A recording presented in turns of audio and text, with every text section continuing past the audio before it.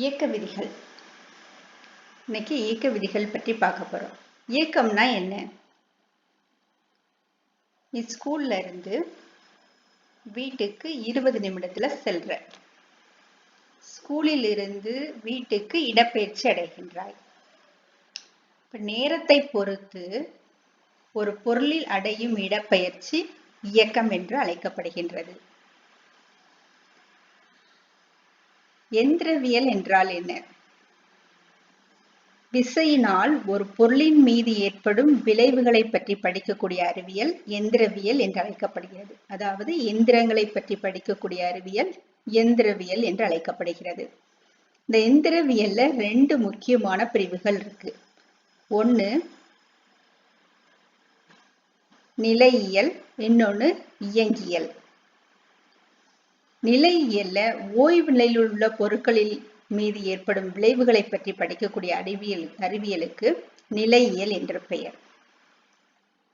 விசையினால் இயக்கத்தில் உள்ள பொருட்களின் மீது செயல்படும் விளைவுகளை பற்றி படிக்கக்கூடிய அறிவியல் இயங்கியல் என்று அழைக்கப்படுகிறது. இயக்கத்தை மட்டும் விளக்குவது, விசையினை கருத்தில் கொள்ளாமல் இயக்கத்தை மட்டும் விளக்குவது இயக்கவியல். அதாவது ஒரு பொருள் அடையும் இடப்பெயர்ச்சி, ஒரு பொருள் கடந்த தொலைவு, ஒரு பொருளினுடைய திசை வேகம், ஒரு பொருள் அடையும் முடுக்கம், இவ்வாறு விசையினை கருத்தில் கொள்ளாமல் இயக்கத்தினால் ஒரு பொருளில் ஏற்படும் விளைவுகளை பற்றி படிக்கக்கூடிய அறிவியல் இயக்கவியல் என்று அழைக்கப்படுகிறது.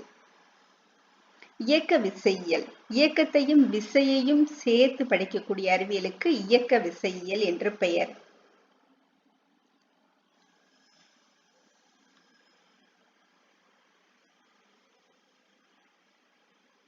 வெற்றிடத்தில் வெவ்வேறு நிறை கொண்ட பொருட்கள் யாவும் ஒரே உயரத்தில் இருந்து விழும் பொழுது அவை ஒரே நேரத்தில் தரையை வந்தடையும். இது கலிலியோனுடைய கருத்து.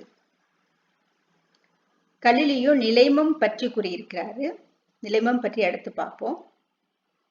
இப்போ ஒரு பேப்பரையும் ஒரு கல்லையும் மேலிருந்து கீழே போடுறோம். மாடி மேலிருந்து கீழே போடுறோம். இப்போ பேப்பர் மெதுவாக கீழே வருகிறது, கல் வேகமாக கீழே வருகிறது. காற்று தடையினால் பேப்பர் அசைந்து அசைந்து மெதுவாக வருகிறது.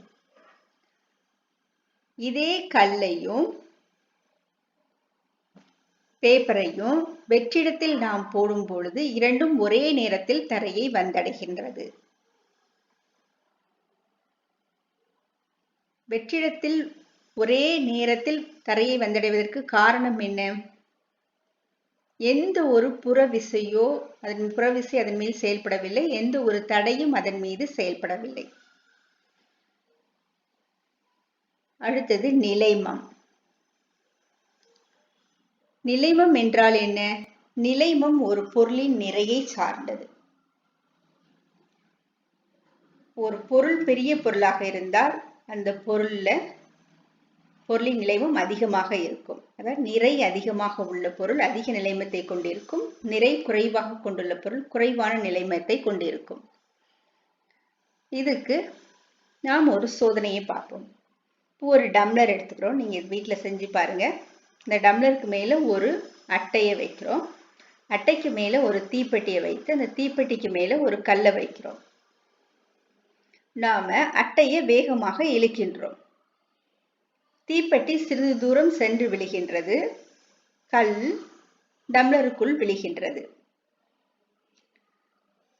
ஏன் தீப்பெட்டி கொஞ்ச தூரம் தள்ளி விழுந்தது, கல் டம்ளருக்குள் விழுந்தது?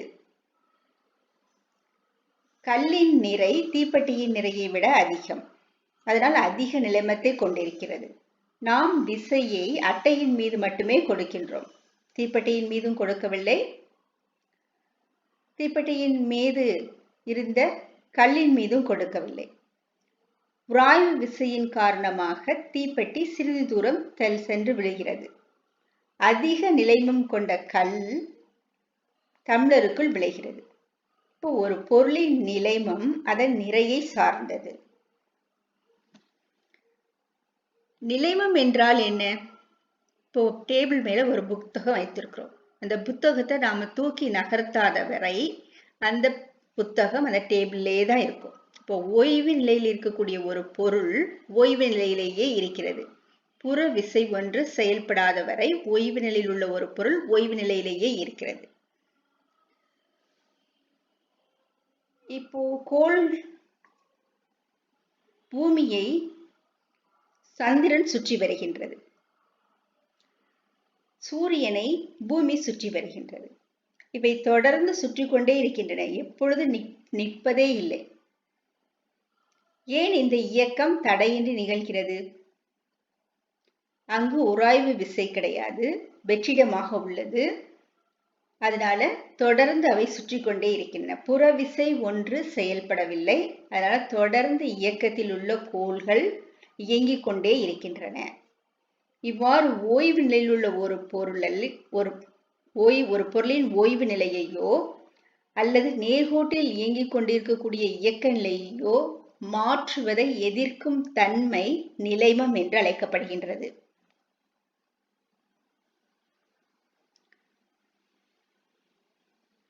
எதிர்க்கும் தன்மை. கோள்கள் தன் இயக்கத்திலேயே இருக்க விரும்புது. புத்தகம் ஓய்வு நிலையிலே இருக்க விரும்புது. புறவிசை செயல்பட்டால்தான் ஓய்வு நிலையை மாற்ற முடியும். புறவிசை செயல்பட்டால்தான் இயங்கிக் கொண்டிருக்கக்கூடிய ஒரு பொருளை ஓய்வு நிலைக்கு கொண்டு வர வேண்டும். இப்ப நீங்க சைக்கிளை போய்கிட்டே இருக்கிற, சைக்கிள் நிப்பாட்டணும்னா என்ன செய்யணும்? பிரேக்ல ஒரு விசையை கொடுத்து அழுத்த வேண்டும். இப்ப புறவிசை ஒன்று செயல்பட்டால்தான் இயக்க நிலையில் இருக்க பொருள் ஓய்வு நிலைக்கு வருகிறது. இல்லை என்றால் அது இயக்க நிலையிலேயே இருக்கும். இதைத்தான் எதிர்க்கும் தன்மை என்று சொல்கின்றோம், நிலைமம் என்று சொல்கின்றோம். இப்போ உங்களுக்கு ஒரு செயல்பாடு கொடுத்திருக்கிறாங்க. இந்த நிலைமத்துக்கு எடுத்துக்காட்டுக்கு ஒரு டம்ளர், அதுக்கு மேல ஒரு அட்டை வச்சிருக்கிறோம். அந்த அட்டைக்கு மேல ஒரு காயின்ஸ் இருக்குது. அட்டையை சுண்டுகின்றோம். இப்ப நாம கொடுக்கின்ற புற விசையினால் அட்டையானது தள்ளி சென்று விழுகின்றது. ஆனால் நாணயம் டம்ளருக்குள்ளே விழுகின்றது. ஏன் நாணயம் அட்டையுடன் சென்று தள்ளி விழவில்லை? நாம் கொடுக்கின்ற விசை அட்டையின் மீது மட்டுமே செயல்பட்டது, ஆனால் நாணயத்தின் மீது அந்த விசை செயல்படவில்லை. அதனால் ஓய்வு நிலையில் இருந்த நாணயம் ஓய்வு நிலையிலேயே இருக்க விரும்புகிறது. இதுதான் நிலைமம் என்று அழைக்கப்படுகிறது. ஓய்வின் நிலைமம் என்று அழைக்கப்படுகிறது. நிலைமத்தின் வகைகள். நிலைமத்தில் 3 வகைகள் உள்ளன. ஒன்று ஓய்வில் நிலைமம், இயக்கத்தில் நிலைமம், திசையில் நிலைமம். இரண்டாவது இயக்கத்தில் நிலைமம், மூன்றாவது திசையில் நிலைமம். ஓய்வில் நிலைமம். ஓய்வு நிலையில் இருக்கக்கூடிய பொருள் ஓய்வு நிலையிலேயே இருக்க விரும்புதல் ஓய்வில் நிலைமம் என்று அழைக்கப்படுகிறது. இதற்கு தான் நான் இப்போ ஒரு எடுத்துக்காட்டை நம்ம பார்த்தோம். இப்போ ஓய்வு நிலையில் உள்ள சைக்கிளை நீ இயங்க செய்யணும்னா சைக்கிளை மிதிக்கணும், இல்லைன்னா அது ஓய்வு நிலையிலே தான் இருக்கும். இயக்க நிலையில் நிலைமம்.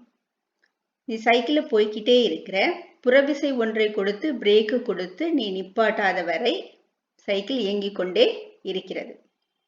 இது இயக்கத்தில் நிலைமம். இன்னும் சிறந்த எடுத்துக்காட்டுனா கோள்கள். கோள்கள் சூரியனை சுற்றி வருகின்றன, தொடர்ந்து சுற்றி கொண்டே இருக்கிறது.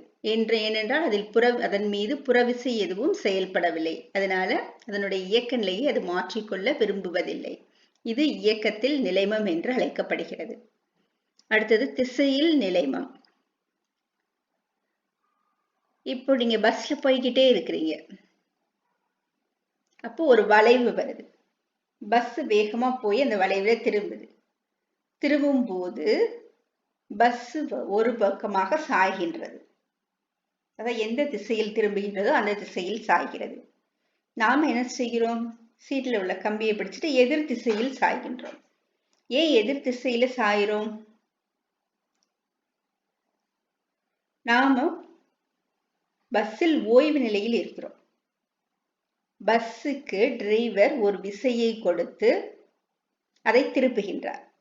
ஆனால் நம் மீது எந்த ஒரு விசையும் செயல்படவில்லை. ஓய்வு நிலையில் உள்ள ஒரு நேர்கோட்டு திசையில் இயங்கிக் கொண்டிருக்கக்கூடிய நாம் நேர்கோட்டு திசையிலேயே இயங்கிக் கொண்டிருக்க விரும்புகின்றோம். திசையை மாற்றிக்கொள்ள விரும்புவதில்லை. அதனால எதிர்பக்கமாக நாம சாய்கின்றோம். எந்த திசையில் நாம் இயங்கிக் கொண்டிருக்கின்றோமோ அந்த திசையிலேயே சாய்கின்றோம். இது திசையில் நிலைமம் என்று அழைக்கப்படுகிறது. இதே மாதிரி நீ சைக்கிள்ல போகும்போதும் சைக்கிள் வேகமா போய் டர்னிங்ல திரும்பினா சைக்கிள் எந்த திசையில் திரும்புகிறோமோ அந்த திசையில் சாயும். நம்ம உடல் அதற்கு எதிரான திசையில் சாய்வதை பார்க்கின்றோம். ஏனென்றால் நாம் நேர்கோட்டில் இயங்கிக் கொண்டிருந்தோம். நேர்கோட்டிலேயே இருக்க நம்மளுடைய உடல் விரும்புகின்றது. இது திசையில் நிலைமம் என்று அழைக்கப்படுகிறது. நிலைமத்திற்கு சில எடுத்துக்காட்டுகள் உங்கள் புக்ல கொடுத்திருக்காங்க. நீளம் தாண்டுதல். நாம நின்றுகிட்டு தாண்டினா கொஞ்ச தூரம் தான் தாண்ட முடியும்.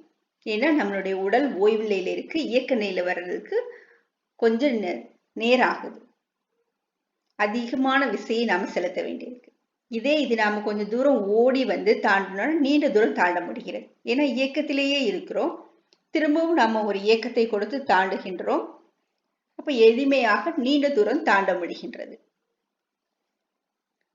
அடுத்தது மரக்கிளையை நாம உழுப்பும் போது அதிலிருந்து பழங்கள் விழுகின்றன. ஒரு நப மரத்துல இருந்து சின்ன பசங்க எல்லாம் மேலே ஏறி உழுப்புறத பார்க்கிறோம். பழங்கள் கீழே விழுகிறது. ஏன் கிளைகளை ஆட்டும் பொழுது பழங்கள் கீழே விழுகிறது? பழங்கள் ஓய்வு நிலையில் உள்ளன.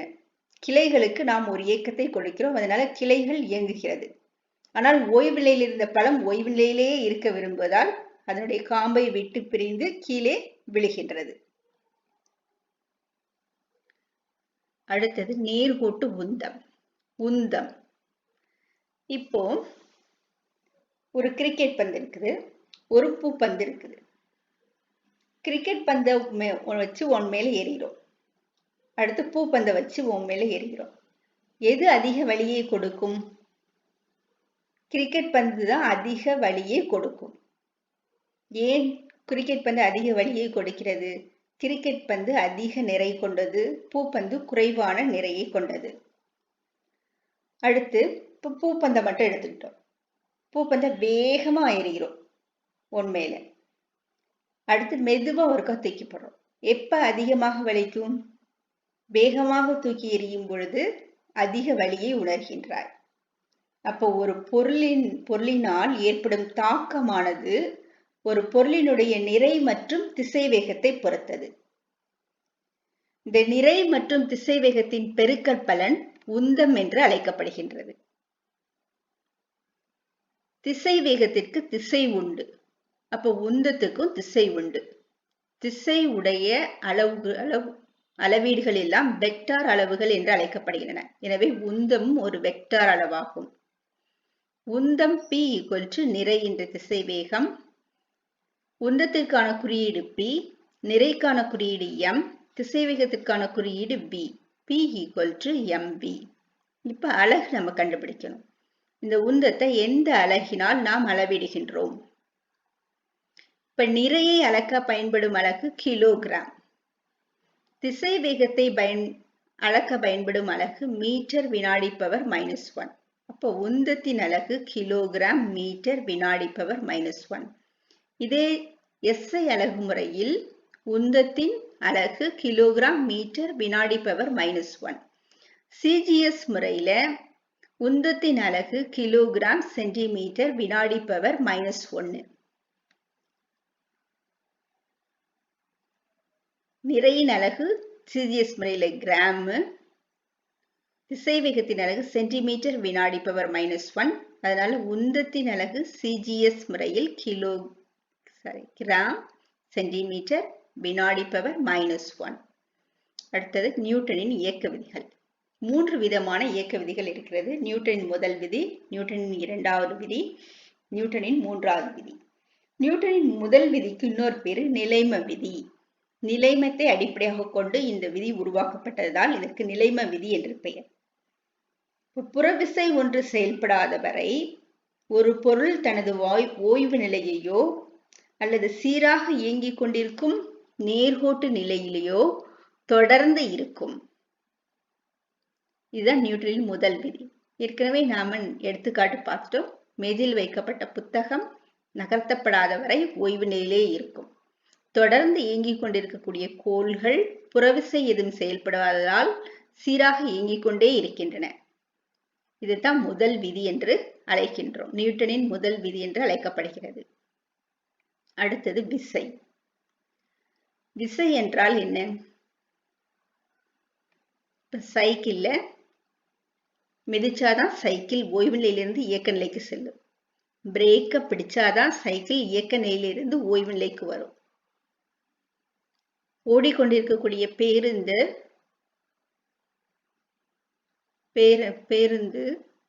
பிரேக் அழுத்தினாதான் நிற்கும். அப்ப இயங்கிக் கொண்டிருக்க பொருளை நிறுத்துறதுக்கு ஒரு விசையை கொடுக்கின்றோம். ஓய்வு நிலையில் உள்ள ஒரு சைக்கிளை இயங்க வைக்கிறதுக்கு மிதித்து ஒரு விசையை கொடுக்கின்றோம். இப்ப சைக்கிள போய்கிட்டே இருக்கிறீங்க, ஒரு டேர்னிங் வருது, நீ திசையை மாற்றணும். திசையை மாற்றணும்னா ஹேண்ட் பேரை ஒரு விசை கொடுத்து திருப்ப வேண்டும். அப்போ ஒரு பொருள் ஓய்வு நிலையிலிருந்து இயக்க நிலையில் வருவதற்கு, அல்லது இயங்கிக் கொண்டிருக்கக்கூடிய பொருள் ஓய்வு நிலையில் வருவதற்கு, அல்லது ஒரு இயங்கிக் கொண்டிருக்க பொருளினுடைய திசையை மாற்ற வேண்டும் என்றால் நாம் ஒரு அழுத்தத்தை தள்ளுதல், இழுத்தல் போன்ற செயல்களை நாம் செய்கின்றோம். இந்த செயல்கள் தான் விசை என்று அழைக்கப்படுகின்றது. ஓய்வு நிலையில் உள்ள பொருள் இயக்க நிலைக்கு வரணும்னு நாம ஒரு அழுத்தத்தை கொடுக்கிறோம். ஹேண்ட் பேர்ல ஒரு அழுத்தத்தை கொடுக்கின்றோம். ஓய்வு நிலையில் உள்ள பொருள் இயக்க நிலைக்கு வரணும்னா நாம காலால் மிதித்து ஒரு விசையை கொடுக்கின்றோம். இயங்கிக் கொண்டிருக்க பொருளை நிறுத்தணும்னா கையால் அழுத்தி பிரேக்கில் ஒரு விசையை கொடுக்கின்றோம். திசையை மாற்றுவதற்கு ஹேண்ட் பேரில் நாம் ஒரு விசையை கொடுக்கிறோம். இந்த செயல் தான் விசை என்று அழைக்கப்படுகிறது. விசைக்கு திசை உண்டு. அதனால் இது ஒரு வெக்டார் அளவுரு ஆகும். விசையின் வகைகள்: ஒத்த இணை விசைகள், மாறுபட்ட இணை விசைகள். ஒத்த இணை விசைகள், ஒரே திசையில் 2 இணை விசைகள் செயல்பட்டால் அதை ஒத்த இணை விசைகள் என்கிறோம். இப்போ ஒருத்தர் ஒரு தள்ளு வண்டியை தள்ளிட்டே போறாரு, கூட சேர்ந்து இன்னொருத்தரும் தள்ளுறாரு. 2 பேரும் ஒரே பக்கமா தள்ளிக்கிட்டே போறாங்க. இப்ப 2 விசைகள் ஒரே திசையில் செயல்படுகின்றன. இது ஒத்த இணை விசைகள் என்று அழைக்கப்படுகின்றன. தள்ளு வண்டி ரொம்ப வேகமா போகுது, ஒரே திசையில் இந்த இணை விசைகள் செயல்படுறதுனால. அடுத்து மாறுபட்ட இணை விசைகள். இப்போ கயிறு இழுக்கிற போட்டி வைக்கிறாங்க. கயிறு இழுக்கிற போட்டியில இந்த பக்கம் 3 பேர் நிற்கிறாங்க, அந்த பக்கம் 3 பேர் இருக்கிறாங்க. அப்போ எதிரெதிர் திசையில் அவர்கள் விசையை செலுத்துகிறார்கள். ஆனால் இணையான விசைகள், ஆனால் எதிரெதிர் திசையில் செயல்படுகின்றன. இது மாறுபட்ட இணை விசைகள் என்று அழைக்கப்படுகிறது. அடுத்தது தொகுபயன் விசை. இப்போ தள்ளு வண்டியை 2 பேர் தள்ளுறாங்க. ஒருத்தர் 5 நியூட்டன் விசையை செலுத்துறாரு, இன்னொருத்தர் 10 நியூட்டன் விசையை செலுத்துறாரு. அப்ப 2 பேர் சேர்ந்து மொத்தமா எவ்வளவு விசையை செலுத்தினாங்க? 15 நியூட்டன் விசையை செலுத்துறாங்க. அப்ப தொகுபயன் விசை என்பது 2 விசைகள் ஒரு பொருளின் மீது செயல்படும் பொழுது அந்த 2 விசைகளும் சேர்ந்து என்ன விளைவை ஏற்படுத்துகிறதோ அந்த விளைவை ஏற்படுத்தக்கூடிய விசைதான் தொகுபயன் விசை என்று அழைக்கப்படுகிறது. 2 விசைகளின் கூடுதல் தொகுபயன் விசை. அடுத்து தொகுபயன் விசையினுடைய மதிப்பு சுழி எனில் அது சமன் செய்யப்பட்ட விசை என்று அழைக்கப்படுகிறது. இப்ப 2 பேர் கயிறு இழுக்கிற போட்டியில இந்த பக்கம் 3 பேர் இருக்கிறாங்க, இந்த பக்கம் 3 பேர் இருக்கிறாங்க. அவர்கள் சமமான விசையை செலுத்தினால் ஒருத்தரை ஒருத்தர் இழுக்க முடியாது. 2 பேரும் சமமான அதே நிலையிலேயே இருக்கிறாங்க. அப்ப தொகுபயன் விசை சுழி ஆகின்றது. அதாவது ஒரு பக்கம் இருக்க 3 பேர் ஒரு 15 நியூட்டன் விசையை செலுத்துறாங்க. அடுத்து எதிர் திசையில் இருக்கிறவங்களும் 15 நியூட்டன் விசையை செலுத்துறாங்க.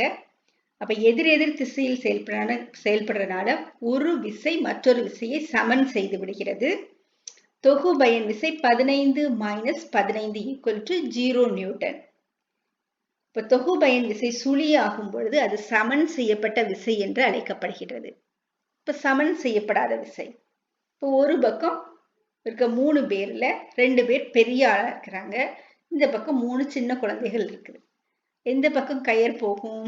பெரிய ஆள் இழுக்கக்கூடிய பக்கத்துல சிறிய பிள்ளைங்க போய் விழுந்து விடுவார்கள். ஏன்னா பெரிய ஆள்களில் அதிக விசையுடன் கயரை இழுக்கிறார்கள். இது சமன் செய்யப்படாத விசை என்று அழைக்கப்படுகிறது. கிணற்றில் இருந்து நீர் எடுக்கிறோம். கிணற்றுல வாளி கீழ் நோக்கி ஒரு விசையை செலுத்துகின்றது. நாம மேலிருந்து அந்த வாளியை இழுக்கின்றோம். வாளி மேல் நோக்கி வருகின்றது. ஏன்னா நாம அதிக விசையை கொடுத்து இழுக்கின்றோம். அப்ப சமன் செய்யப்படாத விசை அதிக திறன் கொண்ட விசை எந்த பக்கத்தில் செயல்படுகிறதோ அந்த பக்கத்தில் பொருள் நகர்கின்றது.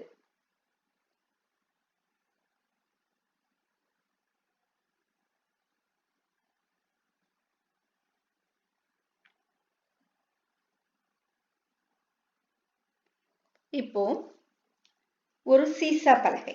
சீசா பலகையில் நீங்க பூங்கால்லாம் போனீங்கன்னா சீசா பலகை மேலும் கீழுமா அசைகின்ற சீசா பலகையில விளையாடி இருப்பீங்க.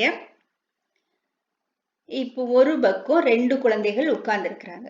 அந்த 2 குழந்தைகள்ல ஒரு குழந்தையின் எடை 20 கிலோகிராம், இன்னொரு குழந்தையினுடைய எடை 30 கிலோகிராம். இப்ப 20 30 சேர்ந்து 50 கிலோகிராம் எடை. இன்னொரு பக்கத்துல அந்த பிள்ளையோட அப்பா உட்கார்ந்து இருக்கிறாரு, அவருடைய எடை 50 கிலோகிராம். இப்ப 2 எடையும் ஒன்றை ஒன்று சமன் செய்கின்றது. எதிரெதிர் திசையில் உட்கார்ந்திருக்கிறாங்க. அப்ப விசை எதிரெதிர் திசையில் செயல்படுகிறது. ஆனால் 2 எடையும் சமமாக இருக்கிறனால பொருள் சமநிலைக்கு வருகிறது. இது எதிர் சமனி என்று பெயர். 2 பிள்ளைகளினுடைய எடையை சமன் செய்ய ஒரே எடையுடைய அவருடைய தந்தையினுடைய எடை சமன் செய்கிறது. தந்தையினுடைய எடை எதிர் சமனி என்று அழைக்கப்படுகின்றது.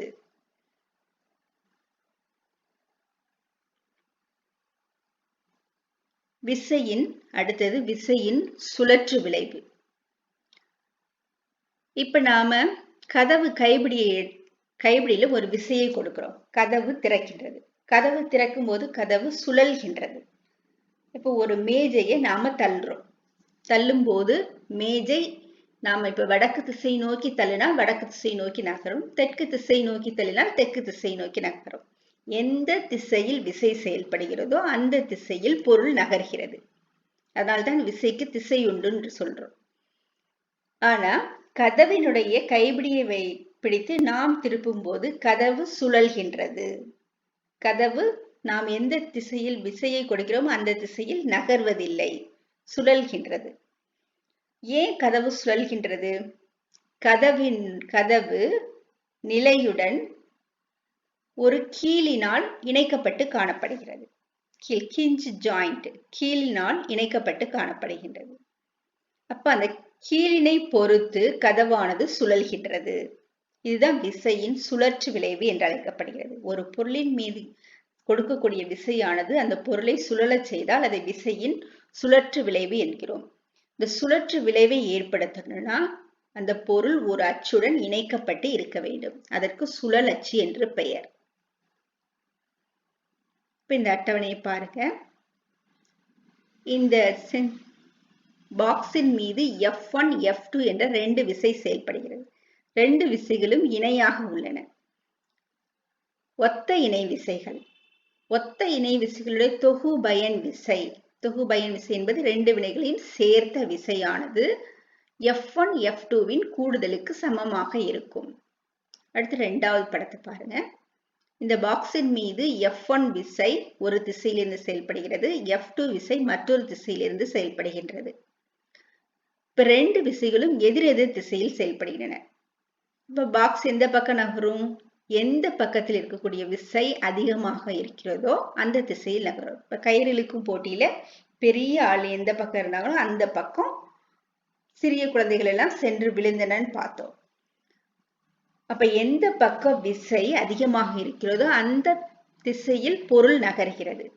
இப்ப தொகுபயன் விசை இப்ப F1 அதிகமாக இருந்தால் அதிகமான விசையிலிருந்து குறைந்த F2 விசையை கழிக்க வேண்டும். அடுத்து F2 அதிகமாக இருந்தால் அதிகமான F2 விசையிலிருந்து F1ஐ கழிக்க வேண்டும் தொகுபயன் விசையை கண்டறிவதற்கு. அடுத்தது மூன்றாவது படத்தை பாருங்க. இப்ப F1 F2 விசைகள் எதிரெதிர் திசையில் செயல்படுகின்றன.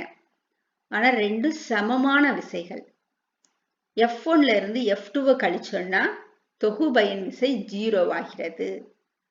அடுத்து சமமான விசைகள் எதிரெதிர் திசையில் செயல்பட்டால் அவை ஒன்றை ஒன்று சமன் செய்து விடுகின்றன. இது சமன் செய்யப்பட்ட விசை என்று அழைக்கப்படுகிறது. சமன் செய்யப்பட்ட விசையில் தொகுபயன் விசையின் மதிப்பு சுழியாக அமைந்திருக்கும். சில எடுத்துக்காட்டுகள் கொடுத்திருக்காங்க. கயிறிழுத்தல் எதிரெதிர் திசையில் செயல்படும் சமமற்ற இணை விசைகள். நெம்புகோலில் செயல்படும் விசை. நெம்புகோலில் எந்த திசையில் நாம் விசையை செலுத்துகிறோமோ அந்த திசையில் பொருள் நகர்கிறது. நீங்க ஒரு தள்ளு வண்டிய முன்னால் ஒருவர் இழுக்கிறார், பின்னால் ஒருவர் தள்ளி கொண்டு செல்கிறார். இரண்டு விசைகளும் ஒரே திசையில் செயல்படுவதால் அவை ஒத்த இணை விசைகள் என்று அழைக்கப்படுகின்றன. அடுத்து விசையின் திருப்புதிறன். இப்ப கதவை நாம திறந்தோம் போது கைப்பிடியை பிடித்து திறக்கும் போது கதவு சுழல்கிறது.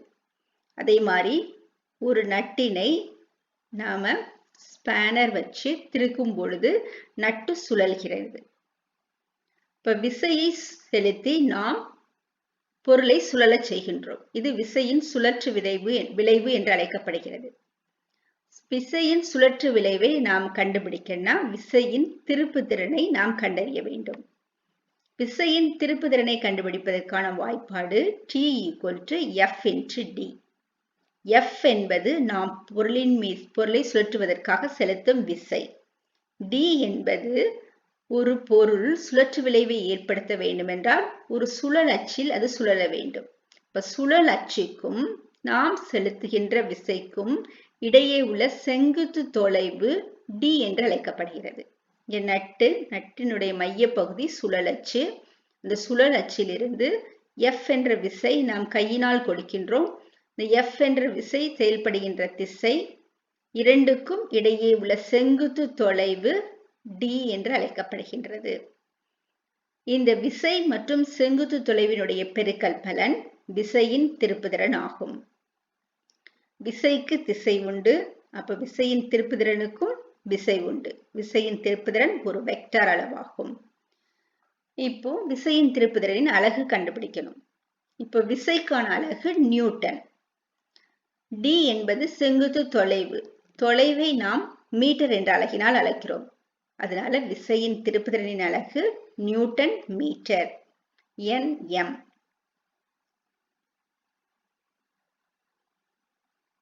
இப்போ ஒரு பொருளின் மீது ரெண்டு விசை செயல்படுகிறது.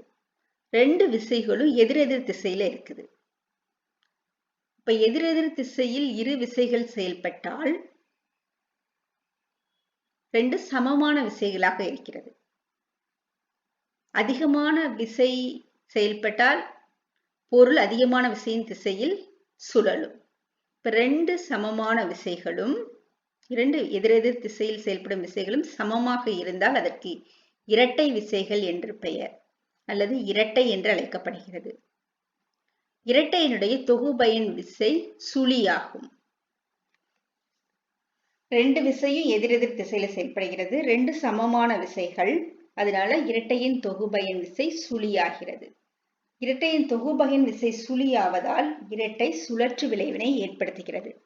இந்த சுழல் விளைவினை இரட்டையின் திருப்புதிறன் என்று அழைக்கின்றோம்.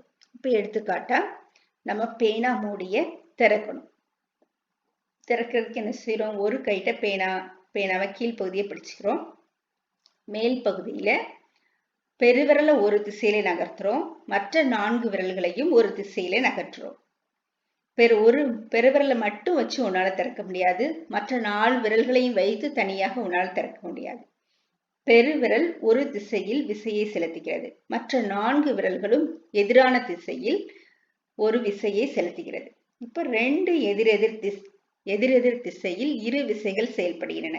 இந்த இரண்டு விசைகளும் சமமாக இருப்பதால் ஒரு சுழற்று வினை, பேனா மூடி சுழன்று திறக்கிறது. இதே மாதிரி தண்ணீர் பைப்பை திறக்கிறோம். தண்ணீர் பைப்பை திறக்கும் போது 4 விரல்களையும் நாலு விரல்களும் ஒரு திசையில் சுழல்கின்றது. பெருவிரல் ஒரு திசையில் சுழல்கின்றது. இப்போ 4 விரல்களும் ஒரு விசையை செலுத்துகின்றன. பெருவிரல் ஒரு விசையை செலுத்துகிறது. ரெண்டு விசைகளும் எதிரெதிர் திசையில் செயல்படுகின்றன. இரண்டு சமமான எதிரெதிர் விசைகள் செயல்படுவதால் இது சுழற்று விளைவை ஏற்படுகிறது. இது இரட்டையின் திருப்புதிறன் என்று அழைக்கப்படுகிறது. இப்ப இரட்டையின் திருப்புதிறனை நாம் எப்படி கணக்கிடுறது? இரட்டையின் திருப்புதிறனுக்கான குறியீடு m. நாம இரட்டையின் மீது இரட்டையில இரண்டு விசைகள் செயல்படுகின்றன. ரெண்டு விசைகளும் சமமான விசைகள். அதுல ஒரு விசையினுடைய எண் மதிப்பை எடுத்துக்கிறோம், அது f. அடுத்து ரெண்டு இணை விசைகளுக்கும் இடையே உள்ள செங்குத்து தொலைவு s. இவற்றின் ஒரு விசை f மற்றும் அவற்றுக்கிடையே உள்ள செங்குத்து தொலைவு s இவற்றினுடைய பெருக்கு தொகை இரட்டையின் திருப்புதிறன் m என்று அழைக்கப்படுகிறது. m = fs. f என்பது விசையின் எண் மதிப்பு, s என்பது இணை விசைகளுக்கு இடையே உள்ள செங்குத்து தொலைவு. இப்போ இரட்டையின் திருப்புதிறனுக்கான அலகு கண்டுபிடிக்கணும். f என்பது f-ஐ நியூட்டன் என்ற அலகினால் அழைக்கிறோம், அதனால நியூட்டன். விசைகளுக்கு இடையே உள்ள செங்குத்து தொலைவினை அளக்க மீட்டரை பயன்படுத்துகின்றோம். மீட்டர் என்ற அலகை பயன்படுத்துகிறோம், அதனால இரட்டையின் திருப்புதிறனின் அலகு நியூட்டன் மீட்டர். CGS முறையில விசையை டைன் என்ற அலகால் அழைக்கின்றோம். செங்குத்து தொலைவினை சென்டிமீட்டர் என்ற அலகால் அழைக்கிறோம்.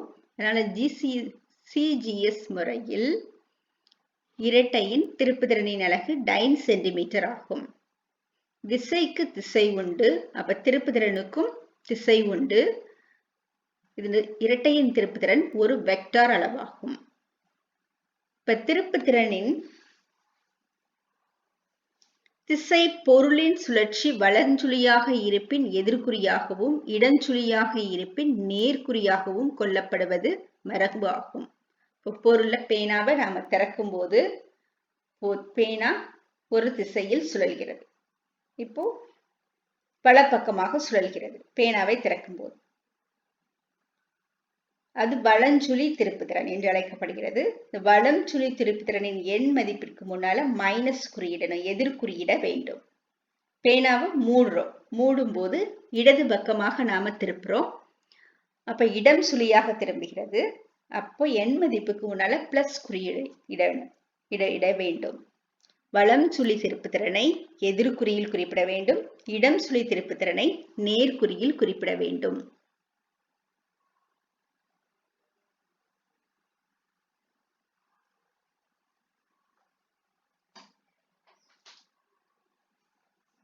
விசையின் திருப்புதிறன் செயல்படும் சில எடுத்துக்காட்டுகள். இப்ப இந்த விசையின் திருப்புதிறனால என்ன பயன்? முதல்ல பற்சக்கரம். இப்போ உங்க சைக்கிள்ல கால் மிதிக்கிற பெடல் பக்கத்துல ஒரு பெரிய பல்சக்கரம் இருக்கும், பின்பீல்ல ஒரு சிறிய பல்சக்கரம் இருக்கும். இப்ப பெரிய பல்சக்கரத்துல நீ பெடல்ல நீ ஒரு மிதிக்கும் போது பெரிய சக்கரம் ஒரு சுற்றுகிறது. அப்ப அதனோடு இணைக்கப்பட்டிருக்க செயின் சிறிய சக்கரத்தை சுழலச் செய்கிறது. சிறிய சக்கரம் 3 முறை சுழல்கிறது. அப்போ பின்னால் இருக்கக்கூடிய டயர் 3 முறை சுற்றி விடுகிறது. அப்போ ஒரு விசையை கொடுத்து நாம் ஒரு முறை சுழற்றுகின்றோம் பெரிய பற்சக்கரத்தை. ஆனா சிறிய சக்கரம் 3 முறை சுழல்கிறது. இப்ப வாகனத்தின் வேகத்தை அதிகரிப்பதற்கு நாம பல்சக்கரத்தை பயன்படுத்துகின்றோம். அடுத்து ஏற்றப்பலகை. இதுதான் ஏற்றப்பலகை, சீசா. இதுல ஏற்கனவே சொன்னேன், இப்போ இந்த பக்கம் உட்கார்ந்திருக்க பையனுடைய எடை 15 நியூட்டன் வச்சுக்குவோம். இப்ப இந்த குழந்தையினுடைய எடை 10 நியூட்டன். இப்ப இன்னொரு சின்ன குழந்தையை இங்க உட்கார வச்சோம்னா 15 நியூட்டன் வரும். 15 நியூட்டன் வரும். இப்ப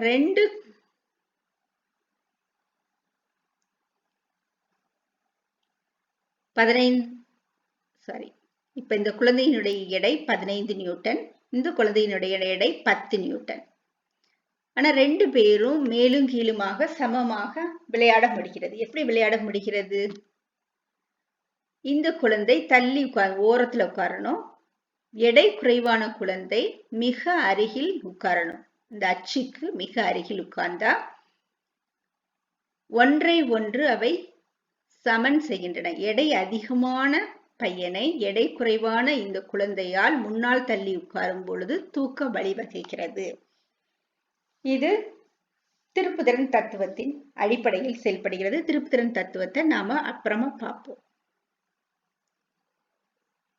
இது பையன் செலுத்தக்கூடிய விசை இடஞ்சுழி திருப்புத்திறன், பெண் குழந்தை செலுத்தக்கூடிய விசை வலஞ்சுழி திருப்புத்திறன். இப்ப 2 திருப்புத்திறன்கள் 2 விசையும் திருப்புத்திறனை ஏற்படுத்துகின்றது.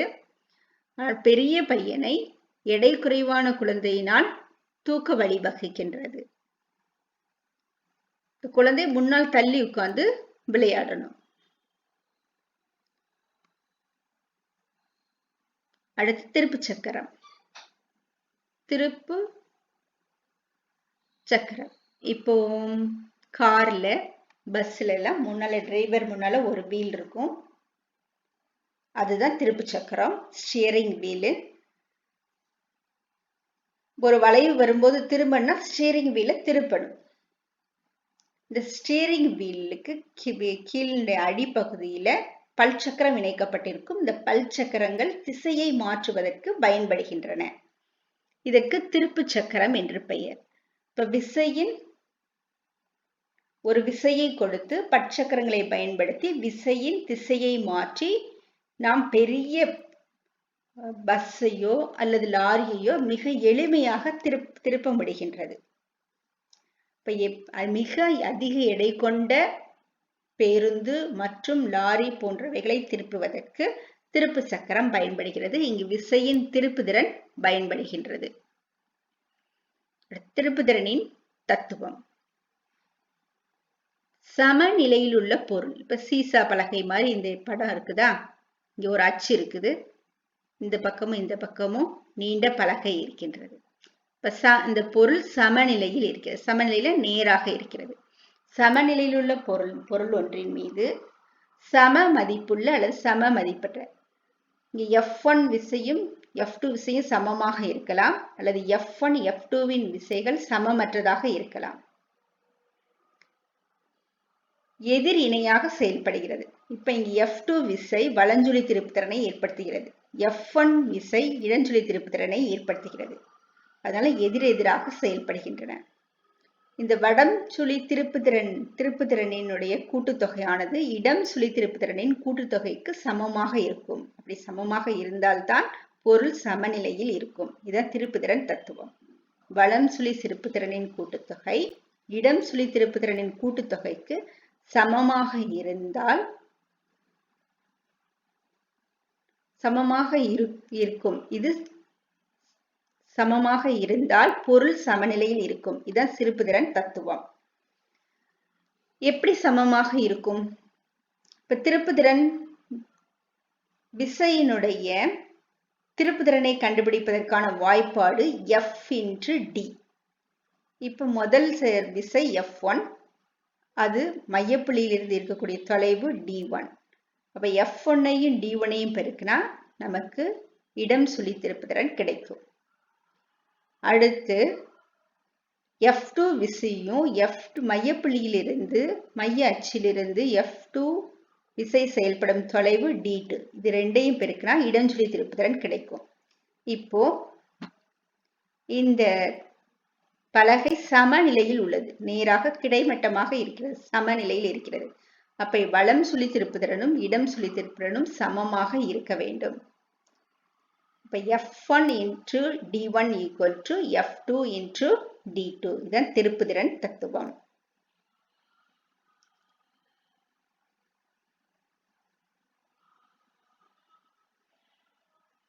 இப்ப இங்க F2 விசையினுடைய விசை 30 நியூட்டன் வச்சுக்குவோம்.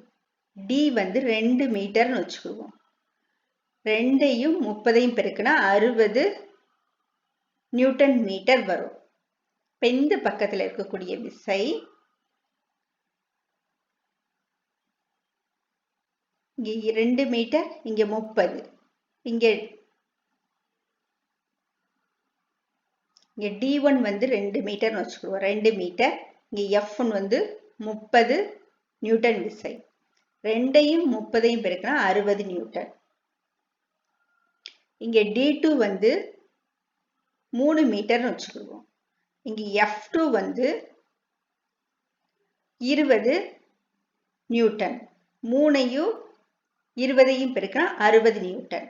இப்ப ரெண்டும் சமமாக இருக்கு. இங்கேயும் 60 நியூட்டன் விசை, 60 நியூட்டன் மீட்டர் விசை, இங்கேயும் 60 நியூட்டன் மீட்டர் திருப்புதிறன். இரண்டும் சமமாக இருக்கின்றது. இதன் திருப்புதிறன் தத்துவம் என்று அழைக்கப்படுகின்றது. ரெண்டு சமமாக இருக்கிறதுனால பொருள் கிடைமட்டமாக அமைந்திருக்கிறது. F1 30 newton, D 2 metre, 30 × 2 60 newton metre திருப்புதிறன். இங்க F2 20 நியூட்டன், தொலைவு 3 மீட்டர், 3 × 20 60 நியூட்டன் மீட்டர் திருப்புதிறன். இப்ப வலம் சுழி திருப்புதிறன் இடம் சுழி திருப்புதிறனுக்கு சமமாக உள்ளது. எனவே பொருள் சமநிலையில் உள்ளது. இதுவே திருப்புதிறன் தத்துவமாகும். வலம் சுழி திருப்புதிறன் இடம் சுழி திருப்புதிறனுக்கு சமமாக இருக்கும் பொழுது பொருள் சமநிலையில் இருக்கும். அடுத்து நியூட்டனின் இரண்டாம் இயக்க விதி. பொருள் ஒன்றின் மீது செயல்படும் விசையானது அப்பொருளின் உந்த மாறுபாட்டு வீதத்திற்கு நேர்த்தகவில் அமையும். மேலும் உந்த மாறுபாடு விசையின் திசையிலேயே அமையும். இதன் நியூட்டனின் இரண்டாம் விதி. இப்போ இதை நாம ஒரு வரையறையின் மூலமாக நிரூபிக்க போறோம். வரையறையின் மூலமாக விசைக்கான சமன்பாட்டினை கண்டுபிடிக்க போறோம். இவ்விதியே விசையின் விதி என்று அழைக்கப்படுகிறது. நியூட்டனின் இரண்டாம் இயக்க விதி விசையின் விதி என்று அழைக்கப்படுகிறது. ஒரு பொருளின் உந்த மாறுபாட்டு வீதம் அதன் மீது செயல்படும் விசைக்கு நேர்த்தகவில் இருக்கும். உந்தத்திற்கான அலகு MB. உந்த மாறுபாடு கண்டுபிடிக்கணும். உந்த மாறுபாட்டு வீதம் என்றால் ஒரு வினாடியில் ஏற்படும் உந்த மாறுபாடு. ஒரு பொருளில் ஒரு வினாடியில் ஏற்படும் உந்த மாறுபாடானது அந்த பொருளின் மீது செயல்படுகின்ற விசைக்கு நேர்த்தகவில் இருக்கும். விசை அதிகமாக செயல்பட்டால் உந்த மாறுபாடும் அதிகமாக இருக்கும். விசை குறைவாக செயல்பட்டால் உந்த மாறுபாடு குறைவாக இருக்கும். இப்போ உந்த மாறுபாடு விசையின் திசையிலேயே அமையும். விசை எந்த திசையில் செயல்படுகிறதோ அந்த திசையிலேயே பொருளின் இயக்கம் அமையும்.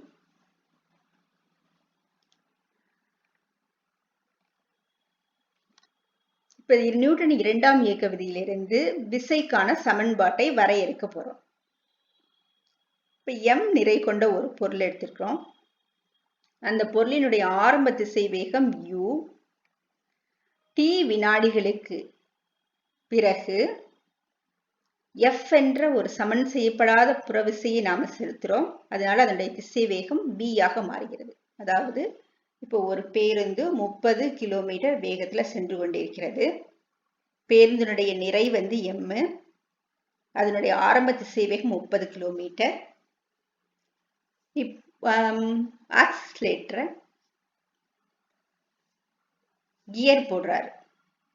வண்டியில கியர் போட்டு ஃபர்ஸ்ட் கியர்ல இருந்து செகண்ட் கியருக்கு மாத்துறாரு. இப்ப செகண்ட் கியர் போடும்போது திசை வேகம் அதிகரிக்கிறது. இப்ப t வினாடிகளுக்கு அப்புறம் F என்ற விசையை கியரில் செலுத்தி திசை வேகத்தை v ஆக மாற்றுகிறார். 40 கிலோமீட்டராக மாற்றுகிறார். முதல்ல பேருந்தினுடைய நிறை M, பேருந்தினுடைய ஆரம்ப திசைவேகம் 30 கிலோமீட்டர். t வினாடிகளுக்கு பிறகு 2வது கியர் போட்டு 40 கிலோமீட்டர் திசைவேகத்திற்கு மாற்றுகின்றார். இப்ப பொருளினுடைய ஆரம்ப உந்தம் கண்டுபிடிக்கணும். பொருளினுடைய உந்தத்திற்கான வாய்ப்பாடு P = mv. m என்பது நிறை, v என்பது திசைவேகம்.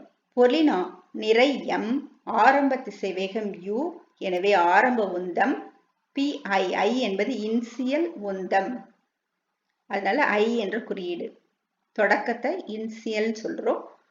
I pi = mu. அடுத்து இறுதி உந்தம் ஃபைனல் உந்தம், இதனால pf = mv.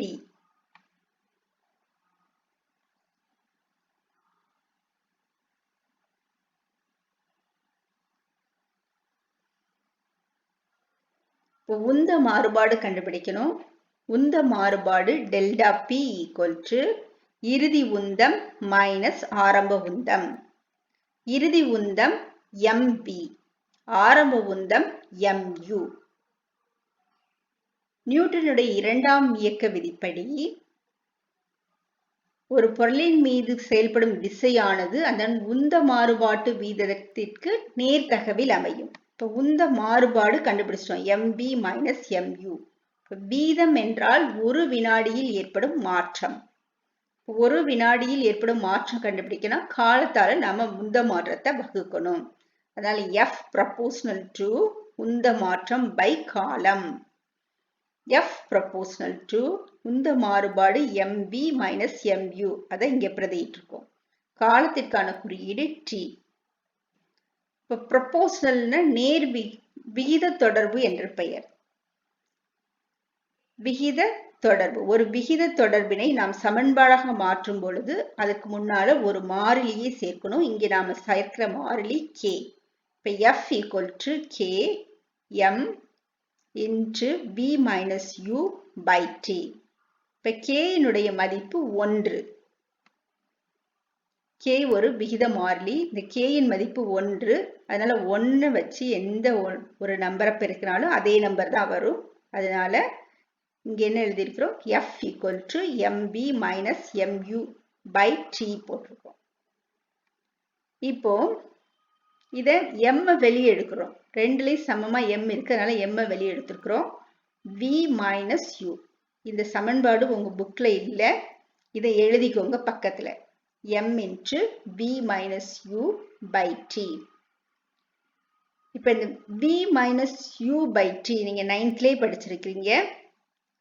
முடுக்கம் a = v minus u by t. இப்ப a = v minus u by t. இப்ப இந்த v minus u by t க்கு பதிலா அந்த இடத்துல a பிரதியிடுறோம். பிரதியிட்டா f = ma. f என்பது விசை, m என்பது நிறை, a என்பது முடுக்கம். இது விசைக்கான சமன்பாடு f = ma. இப்ப நியூட்டனின் இரண்டாவது இயக்க விதியிலிருந்து நாம் விசைக்கான சமன்பாடான f = ma என்ற சமன்பாட்டை வருவித்திருக்கிறோம்.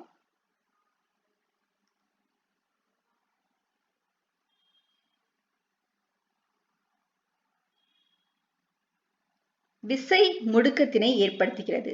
சீரான வட்ட இயக்கத்தில் உள்ள பொருளின் திசைவேகத்தின் எண்மதிப்பு மாறிலியாகும். இப்போ எடுத்துக்காட்டா ஒரு கிளாக் எடுத்துக்கிறோம். ஒவ்வொரு செகண்டுக்கும் சம கால அளவு இடப்பெயர்ச்சி செய்ய அடைகிறது. இப்ப திசைவேகத்தின் சம கால நேரத்தில் சம அளவு இடப்பெயர்ச்சி அடைந்தால் அது சீரான திசைவேகம் என்று அழைக்கப்படுகிறது. திசைவேகம் ஒரு மாறிலியாக அமைகிறது சீரான திசைவேகத்தில். இருப்பினும் பொருளானது வட்டப்பாதையில் ஒவ்வொரு புள்ளியிலும் தனது திசையினை தொடர்ந்து மாற்றிக்கொள்வதால் திசைவேக மாறுபாடு ஏற்படுகிறது. கிளாக்கினுடைய முள்ளு ஒவ்வொரு நேரம் ஒவ்வொரு செகண்டுக்கும் திசையை மாற்றிக்கொண்டே வருகிறது. இப்ப திசை மாறினாலும் திசைவேகம் மாறினாலும் ஒரு பொருள் முடுக்கமடைகிறது. எனவே வட்டப்பாதையில் சுழலக்கூடிய பொருள் முடுக்கத்தினை பெறுகிறது. இம்முடுக்கத்திற்கு மைய விலக்கு முடுக்கம் என்று பெயர். இம்முடுக்கத்தினை சுழற்சி ஆரத்தில் ஏற்படுத்துகிறது. இம்முடுக்கம் மைய விலக்கு முடுக்கம் எனப்படும்.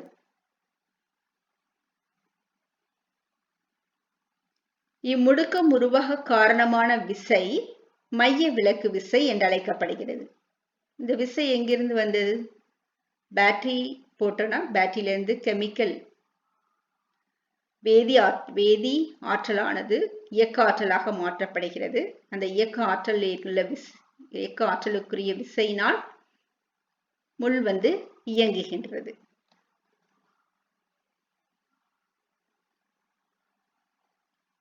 இயக்க ஆற்றல் செலுத்தும் விசையினால் முள் இயங்குகிறது. அடுத்து விசையின் அலகு. இப்ப விசையை எந்த அலகுனால அளக்கிறோம்? விசையின் SI அலகு நியூட்டன், விசையின் CGS அலகு டைன். ஒரு நியூட்டன் என்றால் என்ன? இந்த ஃபார்முலாவும் உங்க புக்ல இல்ல, சைட்ல எழுதிக்கோங்க. F = ma. இதான் விசைக்கான சமன்பாடு. இப்போ ஒரு நியூட்டன் விசை என்றால் என்ன? F = 1 newton, m = 1 kilogram, a = 1 metre second power -2 முடுக்கம். இந்த கிலோகிராம் என்பது நிறைக்கான அலகு, மீட்டர் செகண்ட் பவர் -2 என்பது முடுக்கத்திற்கான அலகு. 1 கிலோகிராம் நிறை கொண்ட பொருளின் மீது 1 மீட்டர் செகண்ட் பவர் -2 முடுக்கத்தை ஏற்படுத்தக்கூடிய விசை 1 நியூட்டன் விசை என்று அழைக்கப்படுகிறது. 1 கிலோகிராம் நிறையுடைய பொருளொன்றை 1 மீட்டர் வினாடி பவர் -2 அளவிற்கு முடுக்குவிக்க தேவைப்படும் விசையின் அளவு 1 நியூட்டன் ஆகும். இப்ப நிறையினுடைய அலகு கிலோகிராம், முடுக்கத்தின் அலகு மீட்டர் செகண்ட் பவர் -2. இப்ப விசையினுடைய இன்னொரு அலகு கிலோகிராம் மீட்டர் வினாடி பவர் -2. அடுத்து டைன் என்பது CGS அலகு. CGS அலகுல நிறைக்கு கிலோகிராமுக்கு பதிலாக நிறையின் அலகு கிலோகிராம் SI முறையில், CGS முறையில கிராம். அதனால 1 கிராம் பொருளின் மீது CGS முறையில முடுக்கத்தின் அலகு சென்டிமீட்டர் வினாடி பவர் -2. சென்டிமீட்டர் வினாடி பவர் -2. நிறையின் அலகு 1 கிலோகிராம். இப்போ 1 கிராம் நிறையுடைய பொருளின் மீது 1 சென்டிமீட்டர் வினாடி பவர் -2 முடுக்கத்தை ஏற்படுத்தக்கூடிய விசை 1 டைன் என்று அழைக்கப்படுகிறது. ஒரு டைனுக்கு மற்றொரு அலகு கிராம் சென்டிமீட்டர் வினாடி பவர் -2. 1 கிராம் நிறையுடைய பொருளொன்றை 1 சென்டிமீட்டர் வினாடி பவர் -2 அளவிற்கு முடுக்குவிக்க தேவைப்படும் விசையின் அளவு 1 டைன் ஆகும். ஒரு டைன் = 1 கிராம் சென்டிமீட்டர் வினாடி பவர் -2. ஒரு நியூட்டன் = 10⁵ டைனுக்கு சமமாகும். ஓரலகு விசை. ஓரலகு விசைனாலே ஒரு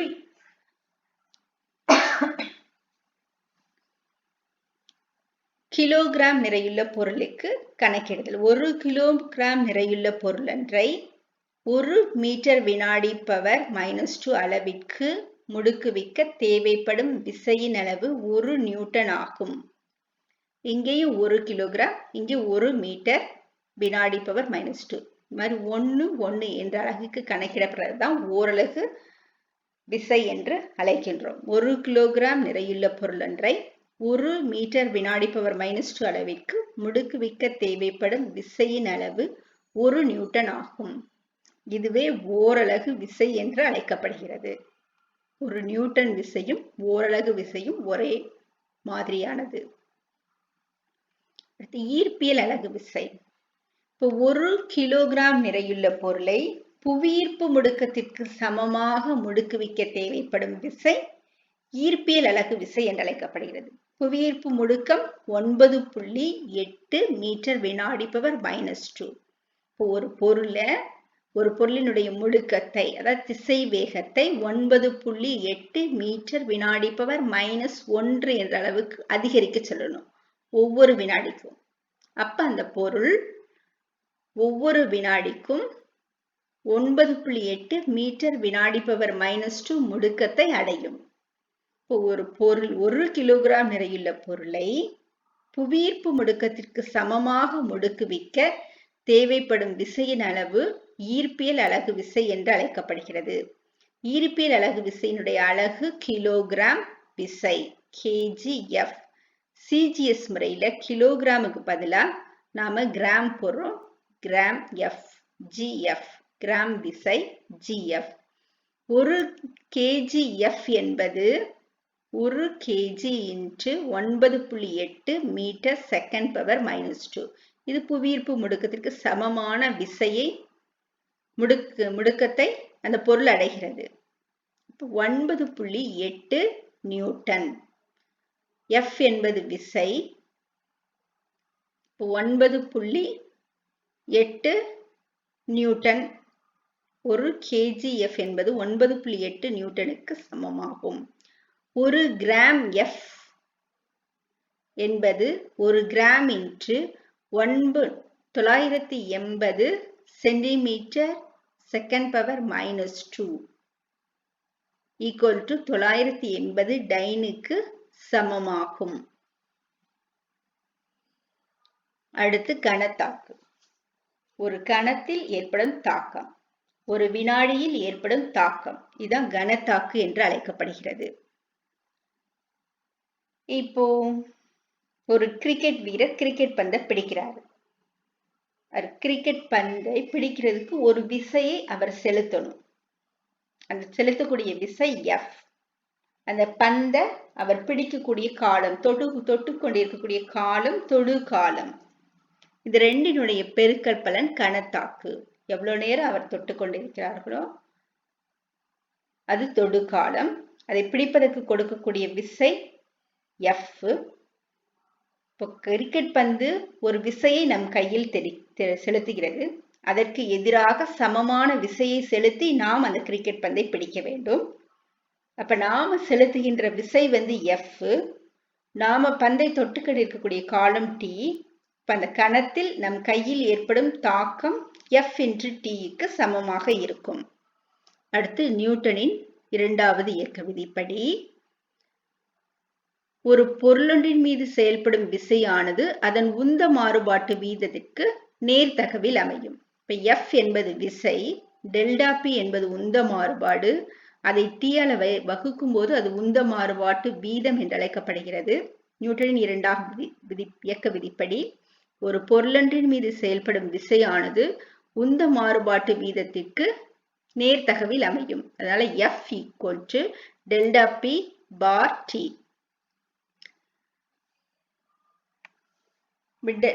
இப்போ T-யை இந்த பக்கம் கொண்டு போறோம். இங்க கீழே இருக்க T-யை இடது பக்கம் கொண்டு போறோம். அப்ப F × T வரும். F × T = delta P. இப்ப சமன்பாட்டை இடப்புறமும் வலப்புறமும் மாத்தி எழுதினா எந்த ஒரு மதிப்பும் மாறாது. அதனால இந்த பக்கம் கொண்டு போற FT இங்க எழுதிட்டோம். இங்க டெல்டா P-யை இங்க எழுதிருக்கோம். Delta P = F × T. Delta P என்பது உந்த மாறுபாடு, F என்பது விசை, T என்பது காலம். F-ஐயும் T-யும் பெருக்கினா நமக்கு கணத்தாக்கு கிடைக்கிறது. அப்ப FT-க்கு பதிலாக நம்ம இங்க J-யை பிரதியிடுறோம். இப்ப J = delta P. J = delta P. கணத்தாக்கு J ஆனது உந்த மாறுபாட்டிற்கு சமமாக இருக்கும். இப்ப கணத்தாக்கினுடைய அலகு உந்த மாறுபாட்டிற்கு சமம்னு சொல்லியிருக்கோம். அப்ப உந்த மாறுபாட்டின் அலகு என்ன?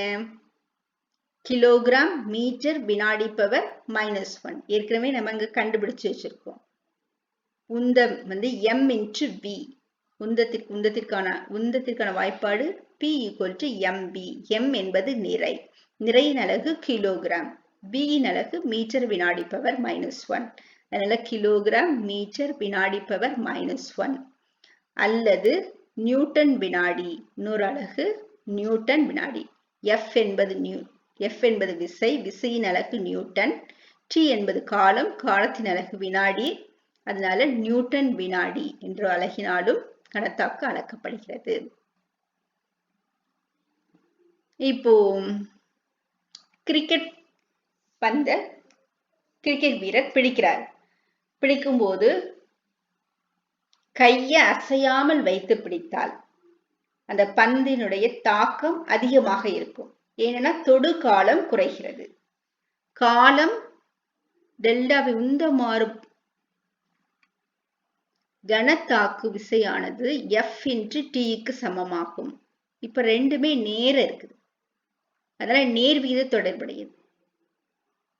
F அதிகரித்தால் Jயும் அதிகரிக்கும், T அதிகரித்தால் Jயும் அதிகரிக்கும்.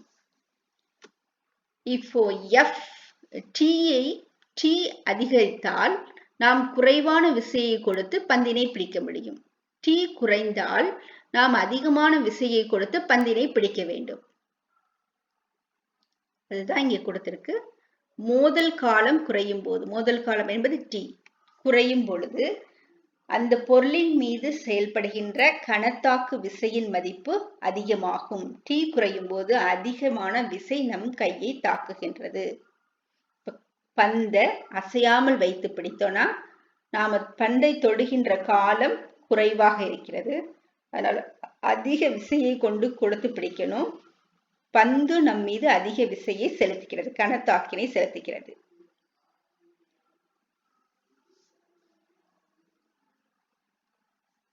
அடுத்து கிரிக்கெட் வீரர் இப்ப பந்தை பிடிச்சிட்டு அப்படியே கையை கீழே இறக்கி கொண்டு வரார். கையை கீழே இறக்கும் பொழுது தொடு காலம் அதிகமாகிறது. அப்ப குறைவான விசையை கொடுத்தாலே போதும். காலம் அதிகமாகும் போது நம்ம குறைவான விசையை கொடுத்தோம்னா, குறைவான விசையை கொடுத்து நாம பந்தினை என்ன செய்ய முடியும், பிடிக்க முடியும். காலம் தொடு காலம் அதிகரிக்கும் பொழுது நாம் குறைவான விசையை கொடுத்து அந்த பந்தினை பிடிக்க முடியும். பந்து நம் மீது செலுத்துகின்ற விசைதான் கனத்தாக்கு.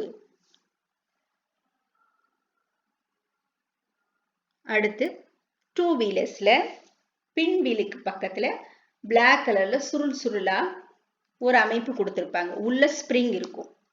இதான் சுருள்வில் அமைப்பு என்று பெயர். இந்த பிளாக் கலர்ல கொடுத்திருக்கிறதுக்கு அதிர் உறிஞ்சிகள் என்று பெயர். அது மாதிரி உங்களுடைய சைக்கிள் சீட்டுக்கு கீழே ஸ்பிரிங் இருக்கும், அது சுருள்வில் அமைப்பு. சைக்கிளுக்கு மேல ஒரு சீட்டுக்கு மேல ஒரு பாஞ்சு மாதிரியான ஒரு கவரை வச்சிருப்பீங்க, அதான் அதிர் உறிஞ்சிகள். இப்போ நாம சைக்கிள் செல்லும் போது மேடு பள்ளம் இருக்கும், மேடு பள்ளம் இருக்கும்போது சைக்கிள் மேலும் கீழும் குதிக்கின்றது. குதிக்கிற போது நமக்கு சீட்ல அழுத்தம், நம்ம உட்காரும் இடத்தில் அழுத்தம் அதிகமாக இருக்கும். மேலும் கீழுமாக குறைப்பதால் ஏற்படும் விசையினால் ஏற்படும் அழுத்தத்தை குறைப்பதற்காக சுருள்வில் அமைப்புகளும் அதிர் உறிஞ்சுகளும் பயன்படுகின்றன. இப்ப சுருள்வில் ஸ்பிரிங் இருக்கும்போது ஸ்பிரிங் என்ன செய்யும், விரிஞ்சு மேல விரிஞ்சு சுருங்கி விரிகின்றது. அப்போ தொடு காலம் அதிகரிக்கின்றது. தொடு காலம் அதிகரிக்கிறதுனால நாம நம் மீது செலுத்தக்கூடிய விசை குறைகின்றது. அது ஏற்கனவே சொல்லியாச்சு. கிரிக்கெட் வீரர் பந்தை பிடிக்கும் போது கையை கீழே இறக்கி பிடித்தால் மோதல் காலத்தை நீடித்து குறைவான விசையை செலுத்தி பந்தினை பிடிக்க முடியும், கையும் வலிக்காது. அடுத்து நியூட்டனின் 3வது விதி. நியூட்டனின் 3வது விதிப்படி ஒவ்வொரு விசைக்கும் அதற்கு சமமான எதிர்விசை ஒன்று உண்டு. விசையும் எதிர்விசையும் இருவேறு பொருட்களின் மீது செயல்படும். இப்ப எடுத்துக்காட்ட நாம நடக்கும்போது நாம பாதத்தின் முன் பகுதியால் தரையின் மீது ஒரு விசையை செலுத்துகின்றோம். தரை அதற்கு சமமான விசையை நம் பாதத்தில் செலுத்துகிறது, அதனால முன்னோக்கி நாமே நகர முடிகின்றது. பறவைகள் பறக்கின்றது. பறக்கும்போது ரெக்கைய கீழ் நோக்கி அழுத்தி ஒரு விசையை காற்றின் மீது செலுத்துகிறது. காற்று மேல் நோக்கி பறவையின் ரெக்கையின் மீது ஒரு விசையை செலுத்துகிறது, அதனால பறவை மேல் நோக்கி பறக்க முடிகின்றது. நீச்சல் அடிக்கிறோம். நீச்சல் அடிக்கும் போது கையினால் தண்ணீரை பின்னோக்கி தள்ளுகின்றோம். பின்னோக்கி தள்ளும் போது ஒரு விசையை நாம் தண்ணீரின் மீது கொடுக்கின்றோம். அதே அளவு விசையை தண்ணீர் நம் மீது கொடுக்கின்றது, அதனால நாம முன்னோக்கி நீந்த முடிகிறது. நீங்க படங்கள்லாம் பார்த்திருக்கீங்க, துப்பாக்கி சுடும்போது அப்படியே துப்பாக்கி சுடுற கையெல்லாம் முன்னும் பின்னும் நகல்றத பார்த்திருப்பீங்க. அடுத்து பீரங்கி குண்டு வெடிக்கிறத படங்கள்ல பார்த்திருப்பீங்க. பீரங்கி குண்டு வெடிச்சதுன்னா என்ன செய்யும்? ஒரு அதிர்வு அதிர்ந்து அப்படியே அந்த பீரங்கி நிற்கும். இந்த அதிர்வுகள் ஏன் ஏற்படுது? கை ஏன் முன்னும் பின்னுமா துப்பாக்கி சுடும்போது நகர்கிறது? காரணம் நியூட்டனின் 3வது இயக்க விதி. இப்ப நாம ஒரு விசையை கொடுத்து குண்டினை விசையை கொடுக்கும்போது குண்டு முன்னோக்கி செல்கிறது. இப்ப குண்டு அதே அளவு விசையினை துப்பாக்கியின் மீது செலுத்துகின்றது. குண்டு சிறுசா இருக்கனால நீண்ட தூரம் அந்த விசையில போயிருச்சு. துப்பாக்கி பெருசா இருக்கிறனால லேசா அப்படி அதிர்ந்து நிற்கிறது. இதேதான் பீரங்கியிலையும். பீரங்கி குண்டு வெடிக்கும் பொழுது நாம் கொடுக்கக்கூடிய விசையினால் குண்டு முன்னோக்கி செல்கின்றது. அதே அளவு விசையை குண்டு பீரங்கியின் மீது செலுத்துகிறது. அதனால பீரங்கி அதிர்ந்து நிற்கின்றது. அடுத்து நேர்கோட்டு உந்த அழிவின்மை விதி. புறவிசை எதுவும் தாக்காத வரையில் ஒரு பொருள் அல்லது ஒரு அமைப்பின் மீது செயல்படும் மொத்த நேர்கோட்டு உந்தம் மாறாமல் இருக்கும். புறவிசை ஒன்று தாக்காத வரை எந்த ஒரு விசையும் நம்ம அந்த பொருள் மீது செலுத்தல, அந்த பொருளினுடைய மொத்த உந்தமானது மாறாது. அதான் ஆரம்ப உந்தம் இறுதி உந்தத்திற்கு சமமாக இருக்கும். இது ஒரு ஃபார்முலா டெரிவேஷன் மூலமா நாம இதை நிரூபிக்க போறோம், இந்த உந்த மாறுபாட்டு விதியை. இப்போ பொருள் ஏபி என்று 2 பொருட்கள் எடுத்துக்கிறோம். ஏ என்ற பொருள், பி என்ற பொருள். ஏ என்ற பொருளின் நிறை m1, பி என்ற பொருளின் நிறை m2. ஏ என்ற பொருளின் ஆரம்ப திசைவேகம் u1, பி என்ற பொருளின் ஆரம்ப திசைவேகம் u2. 2 பொருட்களும் மோதிக்கொள்கின்றன. அதனால t கால நேரம் தொட்டு கொண்டிருக்கிறது. t கால நேரம் 2 பொருட்களும் தொட்டு கொண்டிருக்கிறது.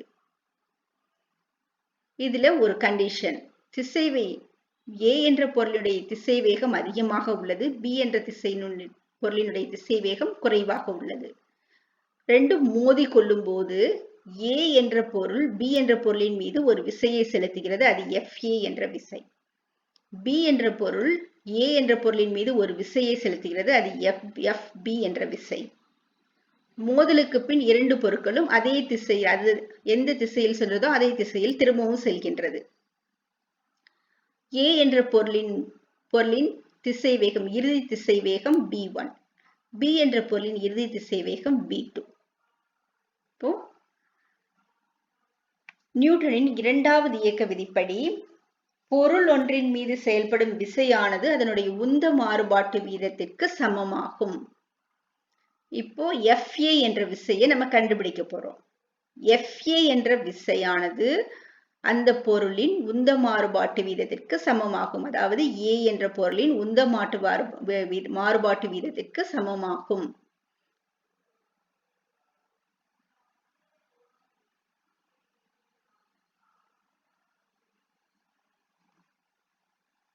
FA என்ற விசையானது B என்ற பொருளின் மீது செயல்படுகிறது. அப்போ B என்ற பொருளின் உந்த மாறுபாட்டு வீதத்திற்கு FA என்ற விசை சமமாக இருக்கும். FA என்ற விசை B என்ற பொருளின் மீது செயல்படுகிறது. எனவே அந்த விசையானது B என்ற பொருளின் உந்த மாறுபாட்டு வீதத்திற்கு சமமாகும். FB என்ற விசையானது A என்ற பொருளின் மீது செயல்படுகிறது. அதனால FB என்ற விசையானது A என்ற பொருளின் உந்த மாறுபாட்டு வீதத்திற்கு சமமாக இருக்கும். இப்ப FA என்ற பொருளினுடைய FA என்ற விசையானது B என்ற பொருளின் உந்த மாறுபாட்டு வீதத்திற்கு சமமாகும். B என்ற பொருளின் M2, நிறை M2, இறுதி திசைவேகம் B2, ஆரம்ப திசைவேகம் U2. இப்ப V2 minus U2 by T வந்து நியூட்டனின் 2ஆம் விதிப்படி உந்த மாறுபாட்டு வீதமானது அதன் மீது செயல்படும் விசைக்கு சமமாகும். இந்த ஃபார்முலாவை ஏற்கனவே படிச்சிருக்கிறோம். இந்த இடத்துல 2 மாத்திரம் அந்த ஃபார்முலால பிரதியிடுறோம். இப்போ அதே மாதிரி FB விசை, FB விசையானது A என்ற பொருளின் மீது செயல்படுகிறது. அதனால A என்ற பொருளின் உந்த மாறுபாட்டு வீதத்திற்கு சமமாகும். A என்ற பொருளின் நிறை M1, அதனால M1 V1, இறுதி திசைவேகம் V1, ஆரம்ப திசைவேகம் U1, V1 minus U1 by T. இப்ப நியூட்டன் இரண்டாம் விதிப்படி FA விசையையும் FB விசையும் கண்டுபிடிச்சிட்டோம். இப்ப ரெண்டு பொருட்களும் மோதிக்கொள்கின்றன. இப்போ ஒரு FA என்ற விசையானது FB என்ற விசைக்கு சமமாக இருக்கும். நியூட்டனின் மூன்றாவது விதிப்படி ஒவ்வொரு விசைக்கும் அதற்கு சமமான எதிர்விசை ஒன்று உண்டு. விசையும் எதிர்விசையும் இருவேறு பொருட்களின் மீது செயல்பட வேண்டும். A என்ற பொருளின் மீது ஒரு விசை A என்ற பொருளின் மீது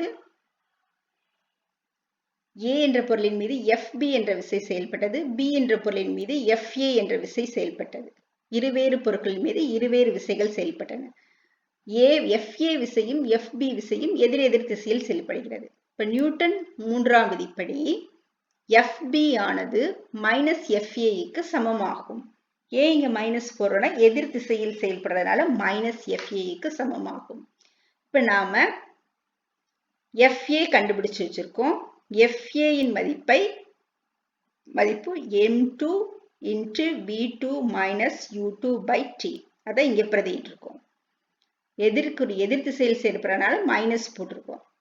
அடுத்து FB விசையின் மதிப்பு கண்டுபிடிச்சிருக்கோம். m1 V1 - U1/T. அந்த மதிப்பை இங்க பிரதிட்டு இருக்கோம். இப்ப இந்த T இடது பக்கத்துல கீழே இருக்கு. அது மாதிரி இந்த T வலது பக்கத்துல கீழே இருக்கு.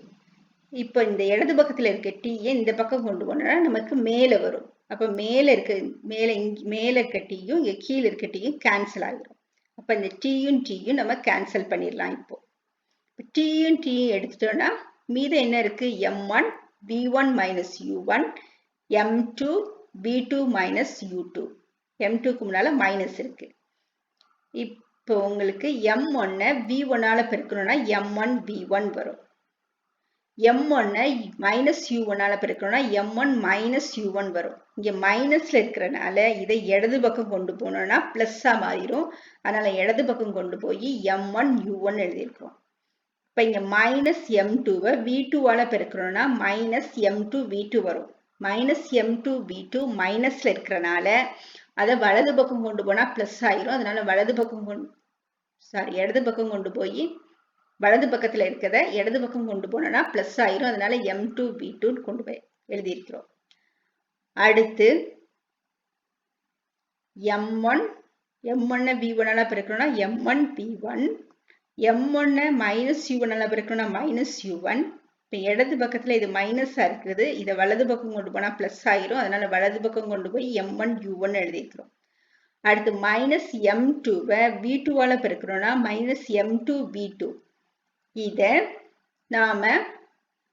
இது மைனஸ்ல இருக்கு வலது பக்கத்துல. அதை இடது பக்கம் கொண்டு போனா பிளஸ் ஆயிரும். அதனால இடது பக்கம் கொண்டு போய் m2 V2 எழுதியிருக்கிறோம். அடுத்து -m2வை -U2ஆல பெருக்கிறோம். மைனஸும் மைனஸும் சேர்ந்து பிளஸ்ஸா மாறிடும். +m2 U2. அதை இங்கே +m2 U2 எழுதியிருக்கிறோம். இப்ப m1 V1 + m2 V2 = m1 U1 + m2 U2. இப்போ m1 V1 m2 V2 என்பது இறுதி உந்தம்.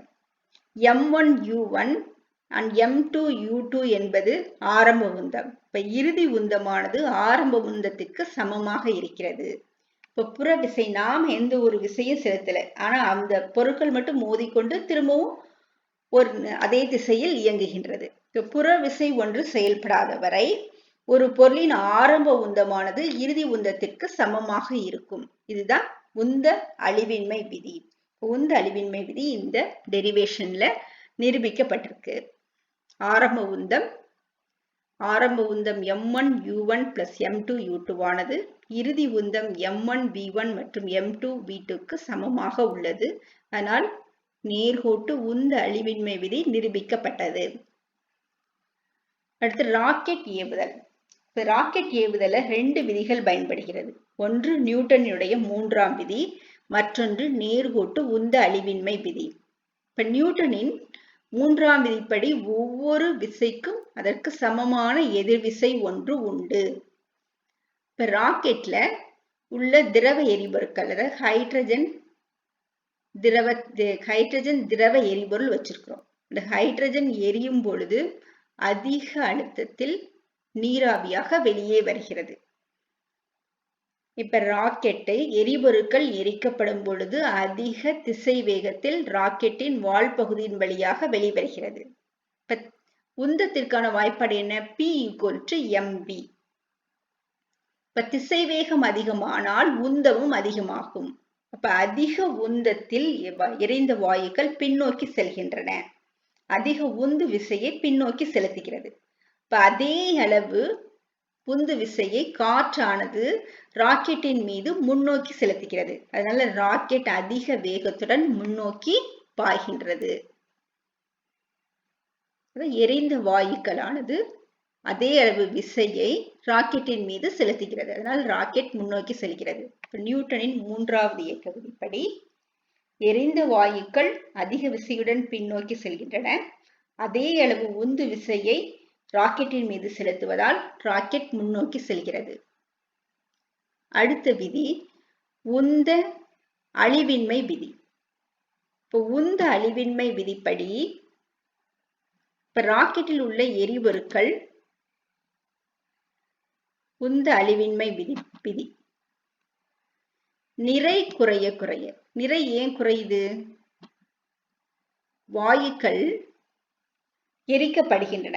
எரிக்க எரிக்க ராக்கெட்டினுடைய எடை குறைகின்றது. எடை குறைய குறைய ராக்கெட்டினுடைய திசை வேகம் அதிகரிக்கிறது. எரிபொருள் எரிந்து பின்னோக்கி செல்கின்றது. அதே அளவு விசையை ராக்கெட்டின் மீது செலுத்துகிறது. ஆனா எரிபொருட்கள் தொடர்ந்து எரிந்து கொண்டே இருக்கின்றன. தொடர்ந்து அதே அளவு உந்து விசையை முன்னோக்கி ராக்கெட்டின் மீது செலுத்திக் கொண்டே இருக்கிறது. ஆனால் எரிபொருட்கள் எரிய எரிய ராக்கெட்டின் எடை குறைகிறது.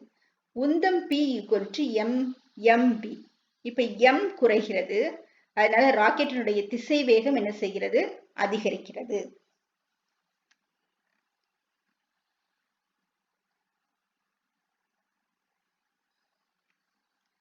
வாயுக்கள் அதே அளவு விசையை உந்து விசையை செலுத்துகிறது. P மாறவில்லை. mv நிறை மட்டும் குறைகிறது. அப்போ அதே அளவு உந்து விசை இருக்கணும்னா திசை வேகம் அதிகரிக்கணும்.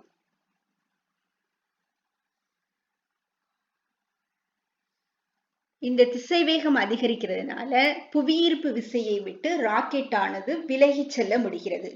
புவியீர்ப்பு ஈர்ப்பு விசையை விட்டு ராக்கெட் விலகி செல்லும் திசை வேகத்தை தான் விடுபடு வேகம் என்று அழைக்கின்றோம். அடுத்தது நியூட்டனின் பொது ஈர்ப்பியல் விதி. அதாவது நியூட்டனின் பொருள் ஈர்ப்பியல் விதிப்படி அண்டத்தில் உள்ள ஒவ்வொரு பொருளும் மற்றொரு பொருளை ஈர்க்கின்றது. இந்த ஈர்க்கிறத தான் ஈர்ப்பு விசை என்று சொல்கின்றோம். இந்த ஈர்ப்பு விசையானது அந்த பொருட்களினுடைய நிறைகளின் பெருக்கல் பலனுக்கு நேர் விகிதத்திலும் அந்த பொருட்களுக்கு இடையே உள்ள தொலைவின் இருமடிக்கு எதிர் விகிதத்திலும் இந்த ஈர்ப்பு விசை உள்ளது. அடுத்து அந்த 2 ஈர்ப்பு விசைகளும் 2 பொருட்களின் மைய புள்ளிகளை இணைக்கக்கூடிய நேர்கோட்டின் வழியே செயல்படும். இதுதான் நியூட்டனின் பொது ஈர்ப்பியல் விதி. ஒவ்வொரு பொருளும் மற்றொரு பொருளை ஈர்க்குது. இந்த ஈர்க்கக்கூடிய ஈர்ப்பு விசையானது அந்த பொருட்களின் நிறைகளின் பெருக்கல் பலனுக்கு நேர்தகவில் இருக்கும். நேர்தகவுனா என்ன? பொருட்களின் நிறை அதிகரிச்சா அதனுடைய ஈர்ப்பு விசையும் அதிகரிக்கும். பொருட்களின் நிறை குறைந்தா ஈர்ப்பு விசையும் குறையும். அடுத்து 2 பொருட்களுக்கு இடையே உள்ள தூரம், அந்த தூரத்தின் இருமடினா ஸ்கொயர், மேல 2 போடுறோம். ஸ்கொயருக்கு எதிர் விகிதத்தில் இருக்கும். எதிர் விகிதத்தில் இருக்குன்னா என்ன அர்த்தம்? பொருட்களுக்கு இடையே உள்ள தூரம் அதிகரித்தால் ஈர்ப்பு விசை குறைகிறது. பொருட்களுடைய தூரம் குறைந்தால் ஈர்ப்பு விசை அதிகரிக்கிறது. இதுதான் நியூட்டனின் பொது ஈர்ப்பியல் விதி. இப்ப இதை நம்ம ஒரு கணித வடிவம் இந்த ஈர்ப்பியல் விதிக்கு கொடுக்க போறோம். இப்ப 2 பொருள் எடுத்துக்கிறோம். அண்டத்துல 2 பொருள் இருக்கு. இப்ப ஒரு பொருள் பூமி, இன்னொரு பொருள் சூரியன். இப்ப m1 m2 விசை, m2 நிறை. m1 என்பது புவியின் நிறை, m2 என்பது சூரியனின் நிறை. இந்த புவிக்கும் சூரியனுக்கும் இடையே உள்ள தூரம் r. அப்ப ரெண்டுக்கு இடையே உள்ள ஈர்ப்பு விசை எவ்வளவு இருக்கும்? ஈர்ப்பு விசையை எஃப் என்ற குறியினால குறிக்கிறோம். இப்ப நியூட்டனின் ஈர்ப்பியல் விதிப்படி இந்த ஈர்ப்பு விசையானது இரு பொருட்களின் நிறைகளின் பெருக்கல் பலனுக்கு நேர் விகிதத்தில் இருக்கும். அப்போ புவி மற்றும் சூரியனின் நிறைகளின் பெருக்கல் பலனுக்கு நேர் விகிதத்தில் ஈர்ப்பியல் விசை இருக்கும். அடுத்து F proportional to m1 into m2. F proportional to 1 by r2. r என்பது சூரியனுக்கும் பூமிக்கும் இடையே உள்ள தூரம். அந்த தூரத்தினுடைய இருமடி r squared. எதிர் விகிதத்தில் இருக்கிறதுனால கீழே எழுதணும். 1 by r squared எழுதுறோம். F proportional to 1 by r squared. இப்ப F ரெண்டு இடது பக்கம் ரெண்டுமே F. அப்ப ரெண்டு சமன்பாடை நாம இப்ப இணைக்க போறோம். இடது பக்கம் இருக்க F எடுத்துக்கிறோம். F proportional to வலது பக்கத்துல இருக்கக்கூடிய m1 m2 மேல எழுதியிருக்கிறோம்.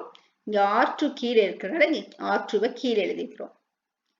r2 கிடையாது, r squared கீழே எழுதிக்கிறோம். F proportional to m1 into m2 by r squared.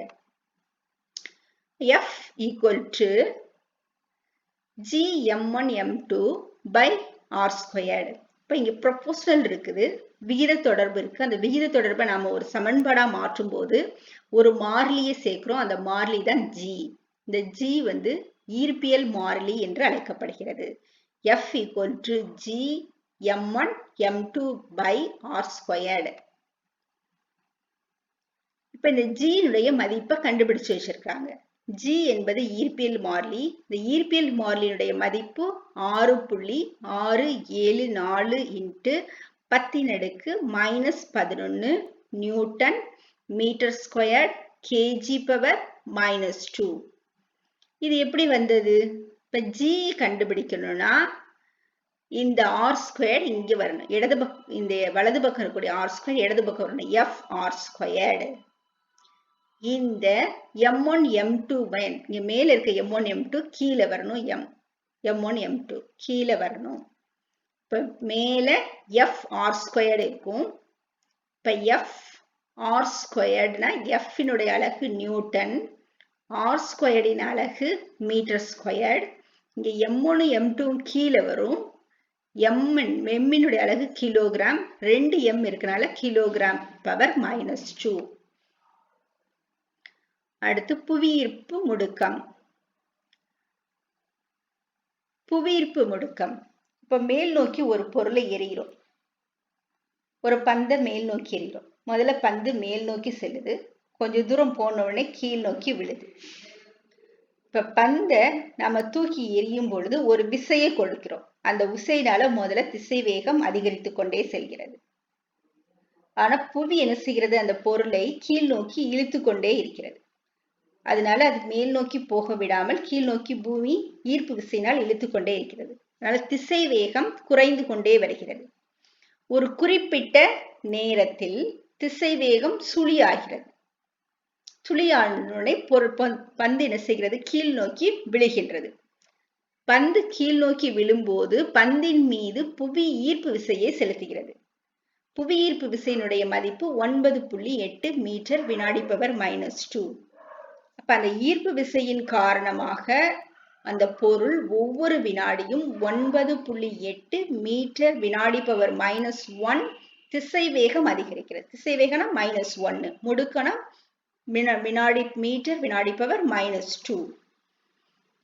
அப்ப கீழ் நோக்கி புவியீர்ப்பு விசையின் காரணமாக கீழ் நோக்கி வரும்பொழுது திசை வேகம் அதிகரித்து கொண்டே வருகிறது.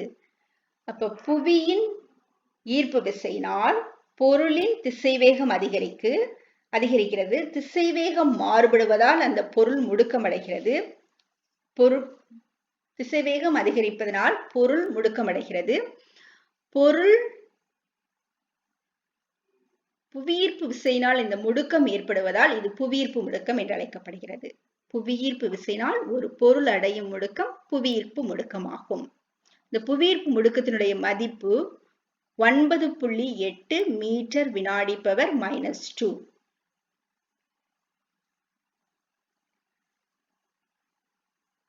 எரிகின்ற பந்து மேல் நோக்கி செல்கிறது. மேல் நோக்கி செல்லும் போது திசைவேகம் குறைந்து கொண்டே வருகிறது. ஏனென்றால் புவியீர்ப்பு விசையினால் அந்த பொருள் கீழ் நோக்கி இழுக்கப்பட்டு கொண்டே இருக்கிறது. ஒரு குறிப்பிட்ட நேரத்தில் நாம் கொடுத்த விசையினால் ஏற்பட்ட திசைவேகம் சுழியாகிறது. சுழியான உடனே பந்து கீழ் நோக்கி விழ ஆரம்பிக்கிறது. பந்து கீழ் நோக்கி விழும்போது புவியீர்ப்பு விசையினால் அந்த பந்து ஈர்க்கப்படுகிறது. ஈர்க்கப்படுறதுனால திசைவேகம் அதிகரிக்கின்றது. திசைவேகம் ஒவ்வொரு வினாடியும் 9.8 மீட்டர் வினாடி பவர் -1 என்ற அளவில் அதிகரித்து கொண்டே வருகிறது. அதனால திசைவேகம் அதிகரிப்பதனால், திசைவேகத்தில் மாறுபாடு ஏற்படுவதனால் பொருள் பந்தானது முடுக்கமடைகிறது. புவியீர்ப்பு விசையினால் பந்து அடையும் முடுக்கம் புவியீர்ப்பு முடுக்கம் என்று அழைக்கப்படுகிறது. புவியீர்ப்பு முடுக்கத்தின் மதிப்பு 9.8 மீட்டர் வினாடி பவர் -2. புவியீர்ப்பு முடுக்கத்தின் குறியீடு G ஆகும். இப்போ நாம 2 G படிச்சிருக்கோம். ஒன்னு ஈர்ப்பியல் மாறிலி கேபிட்டல் G, அடுத்து புவியீர்ப்பு முடுக்கம் ஸ்மால் g. இந்த ரெண்டுக்கு இடையே உள்ள தொடர்பை இப்ப நம்ம பார்க்க போறோம். ஈர்ப்பியல் விதியை பயன்படுத்தி இந்த தொடர்பினை நாம கொண்டு வர போறோம். ஈர்ப்பியல் விதி மற்றும் விசைக்கான சமன்பாடு, இந்த ரெண்டையும் பயன்படுத்தி CGக்கு இடையே உள்ள தொடர்பினை நாம் வருவிக்க போறோம். இப்போ புவியின் மீது M நிறை கொண்ட ஒரு பொருள் உள்ளது. இது M என்பது பெரிய ரவுண்ட் வந்து புவி, சிறிய ரவுண்ட் வந்து பொருள். புவியின் மீது ஒரு பொருள் உள்ளது. அந்த பொருளினுடைய நிறை ஸ்மால் m, புவியின் நிறை கேபிட்டல் M. புவியின் மையத்துக்கும் பொருளின் மையத்துக்கும் இடையே உள்ள தூரம் புவியினுடைய ஆரம் r ஆகும். இப்ப 2 பொருட்கள் இருக்குது, பூமி மற்றும் பூமியின் மேல் பொருள். இரண்டும் ஒன்றை ஒன்று ஈர்க்கிறது ஈர்ப்பியல் விசையினால். அது ஈர்ப்பியல் விசை F ஆகும். 2 பொருட்களும் புவியும் பொருளுக்கும் இடையே உள்ள ஈர்ப்பியல் விசை F ஆகும். புவியினுடைய ஆரம் r ஆனது 6378 கிலோமீட்டர். இப்ப நியூட்டனின் ஈர்ப்பியல் விதிப்படி அண்டத்தில் உள்ள ஒவ்வொரு பொருளும் மற்றொரு பொருளை ஈர்க்கின்றது. அந்த ஈர்ப்பு விசையானது இரு பொருட்களின் நிறைகளின் பெருக்கல் பலனிற்கு நேர்விகித தொடர்புடையது. இப்ப புவியின் நிறை M, அதனால இந்த M கேபிட்டல் M இங்க போட்டிருக்கோம். பொருளின் நிறை M, 2 நிறைகளின் பெருக்கல் பலனுக்கு நேர்விகித தொடர்புடையது. விகித தொடர்பினை சமன்பாடாக மாற்றுவதற்கு G என்ற மாறிலி போட்டிருக்கோம். அடுத்து 2க்கும் இடையே உள்ள தொலைவின் இருமடிக்கு எதிர் தகவில் இருக்கும். இப்ப புவிக்கும் பொருளுக்கும் இடையே உள்ள தொலைவு கேபிட்டல் R. இப்ப தொலைவினுடைய இருமடி r². எதிர்விகித தொடர்பு, அதனால கீழே எழுதியிருக்கிறோம். இப்ப நியூட்டனின் பொது ஈர்ப்பியல் விதிப்படி பொருளின் மீது செயல்படும் ஈர்ப்பு விசை F ஆனது G capital M small m by r²க்கு சமமாக இருக்கும். அடுத்து நியூட்டனின் இரண்டாவது விதிப்படி விசைக்கான சமன்பாடு F = ma. இங்கே M என்பது அதாவது பொருள் புவியின் மீது செலுத்தக்கூடிய விசையானது நிறையினால் ஏற்படக்கூடிய விசை. இது F = ma. பொருளின் நிறை M, புவியினுடைய A என்பது முடுக்கம். இங்க புவி பொருளை ஈர்க்கிறது. புவியீர்ப்பு விசையினால் ஏற்படும் முடுக்கம். புவியீர்ப்பு விசையினால் ஏற்படும் முடுக்கத்திற்கான குறியீடு G, அதனால mg. விசைக்கான சமன்பாடு F = mg. A என்பது முடுக்கம், புவியீர்ப்பு விசையினால் ஏற்படும் முடுக்கம் G, அதனால F = mg. இப்ப 2 F. ஒன்னு ஈர்ப்பியல் கணித வடிவத்தில் இருந்து கிடைக்கிற சமன்பாடு F = G capital M small m by r². இன்னொன்று நியூட்டன் இரண்டாவது விதியிலிருந்து கிடைத்த F-க்கான சமன்பாடு mg. இப்ப ரெண்டையும் சமப்படுத்துறோம், 2 F-ஐயும் சமப்படுத்துறோம். mg = G capital M small m by r².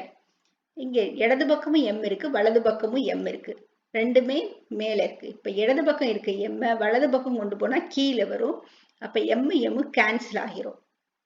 அப்ப இப்ப இந்த m-ஐயும் இந்த m-ஐயும் அடிச்சிடலாம். அடிச்சிட்டோம்னா மீதம் என்ன இருக்கு? G equal to G capital M by R squared. இப்போ புவியீர்ப்பு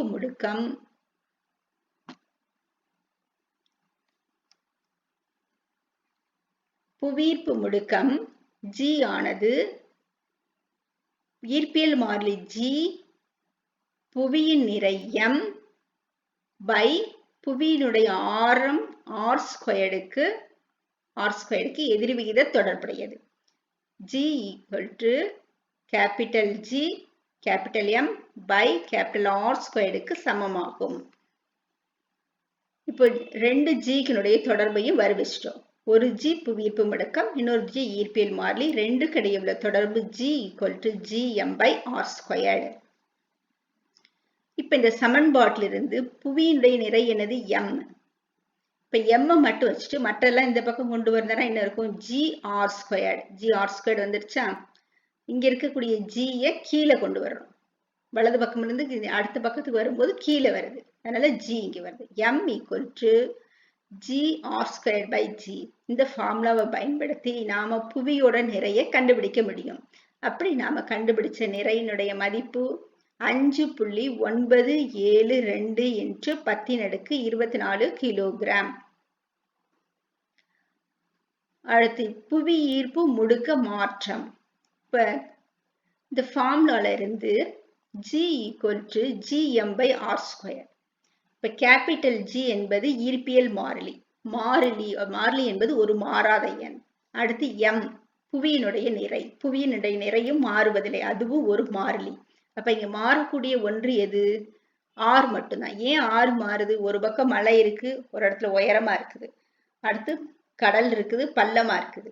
அப்ப புவியினுடைய ஆரம் இடத்திற்கு இடம் மாறுபடுகிறது. அடுத்து நிலநடுக்கோட்டு பகுதியில் புவியினுடைய ஆரம் அதிகமாக இருக்கிறது.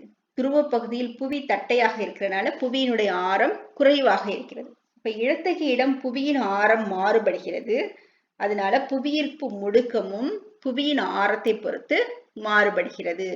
இப்போ புவியீர்ப்பு முடுக்கம் Gயின் மதிப்பானது எதை மட்டுமே சார்ந்தது? புவியினுடைய ஆரத்தை மட்டுமே சார்ந்தது. இப்ப நிலநடுக்கோட்டு பகுதியில் R ஸ்கொயர்டு வந்து கீழே இருக்கு. அப்ப எதிர் விகித தொடர்புடையது.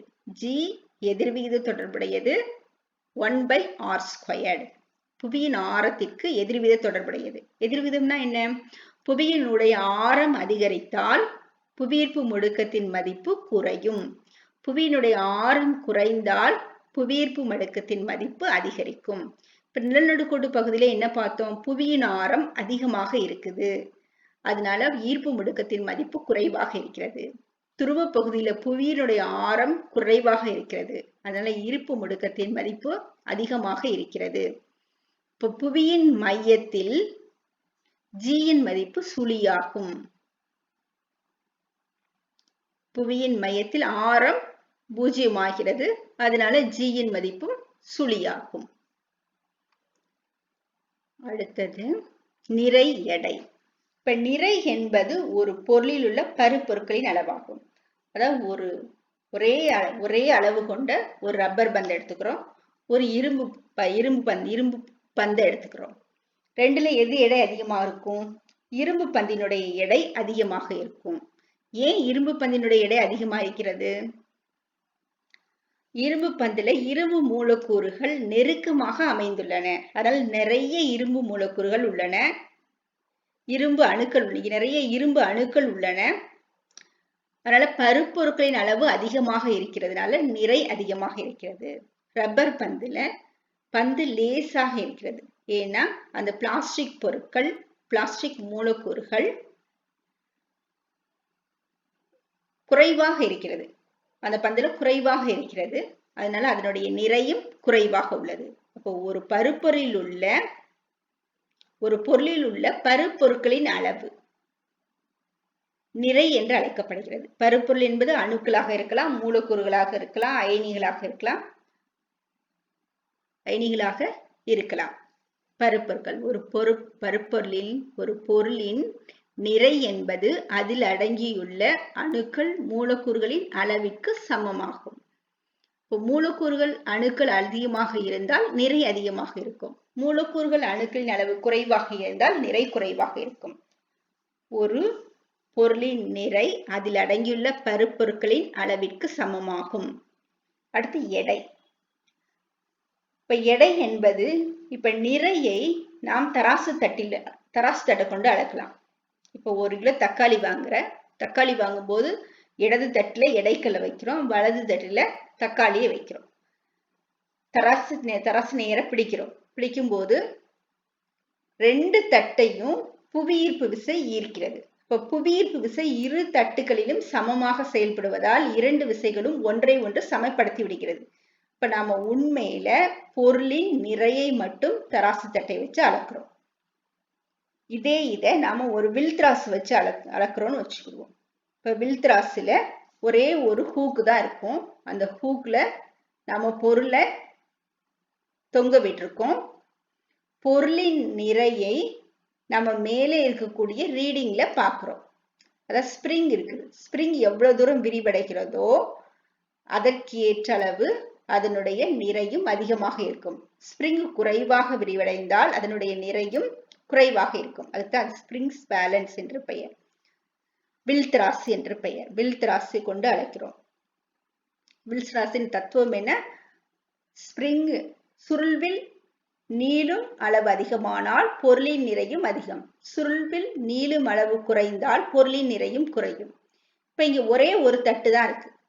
இப்போ ஒரே ஒரு தட்டுல நாம பொருளை வச்சிருக்கோம். அப்ப பொருளின் மீது புவியீர்ப்பு விசையும் செயல்படுகிறது. இங்க புவியீர்ப்பு விசையை சமப்படுத்துறதுக்கு வேற ஒரு புவியீர்ப்பு விசை இல்லை. அதனால நாம வில் திராசு கொண்டு ஒரு அந்த பொருளினுடைய நிறையை கண்டுபிடிச்சோம்னா அந்த பொருளின் நிறையோட நாம புவியினுடைய ஈர்ப்பு விசையும் சேர்த்து அளக்குறோம்.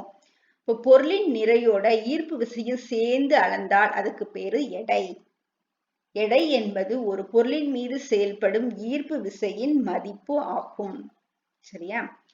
அடுத்து எடைக்கான வாய்ப்பாடு நிறை என்று புவியீர்ப்பு முடுக்கம். நிறையையும் புவியீர்ப்பு முடுக்கத்தையும் சேர்த்து அளக்கிறோம். அதனால நிறை என்று புவியீர்ப்பு முடுக்கம். இப்ப எடை ஒரு வெக்டார் அளவாகும். எடைக்கு என்ன உண்டு? திசை உண்டு. புவியீர்ப்பு முடுக்கத்திற்கு திசை உண்டு. இப்ப திசை வேகத்திற்கு திசை உண்டு. இடது பக்கமாக ஒரு பொருள் இயங்கினால் அதனுடைய திசை இடப்பக்கமாக இருக்கிறது. வலது பக்கமாக இருந்தால் அந்த பொருளினுடைய திசை வேகம் வலப்பக்கமாக இருக்கிறது. வெக்டார் அளவுரு என்று சொல்கிறோம். திசை வேகத்திற்கு திசை உண்டு. திசை வேகத்தில் ஏற்படும் மாற்றம் முடுக்கம். இப்ப திசை வேகத்துக்கு திசை இருக்குன்னா முடுக்கத்திற்கும் திசை இருக்குன்னு அர்த்தம்.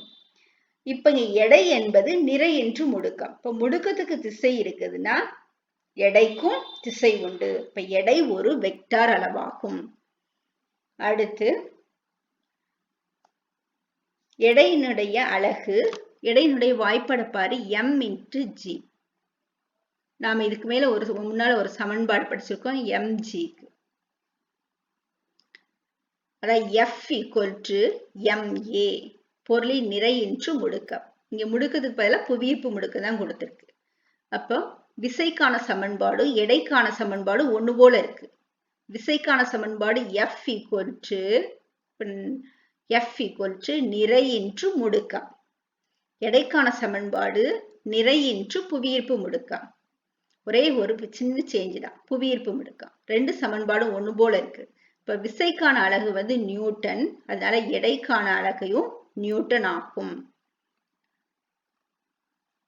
அடுத்து எடையின் மதிப்பு இடத்துக்கு இடம் மாறுபடும். இப்போ எடை வெக்டார் அளவுன்னு பார்த்தோம். ஆனா நிறைக்கு திசை கிடையாது. அதனால நிறை ஸ்கேலார் அளவுரு. எடையை கண்டுபிடிக்கிறதுக்கு நாம பயன்படுத்துற அலகு நியூட்டன். நிறைக்கான அலகு நம்ம ஏற்கனவே பார்த்திருக்கோம், கிலோகிராம். எந்த ஒரு பொருளையும் நாம கிலோகிராம் என்ற அலகினால் அளந்து வாங்குறோம். எந்த ஒரு பொருளின் நிறையையும் கிலோகிராம் என்ற அலகினால் நாம் அளக்கிறோம். அடுத்து எடையின் மதிப்பு இடத்திற்கு இடம் மாறுபடும். ஏன் எடையின் மதிப்பு இடத்துக்கு இடம் மாறுபடுது? இங்க எடைக்கான ஃபார்முலா பாரு. நிறை என்று புவியீர்ப்பு முடுக்கம். புவியீர்ப்பு முடுக்கம் இடத்திற்கு இடம் மாறுபடுகிறது. ஏன்னா புவியினுடைய ஆரம் இடத்திற்கு இடம் மாறுபடுகிறது. அதனால புவியீர்ப்பு முடுக்கமும் இடத்திற்கு இடம் மாறுபடுகிறது. புவியீர்ப்பு முடுக்கம் இடத்துக்கு இடம் மாறுபட்டா அப்ப எடையும் என்ன செய்யும்? இடத்துக்கு இடம் மாறுபடும்.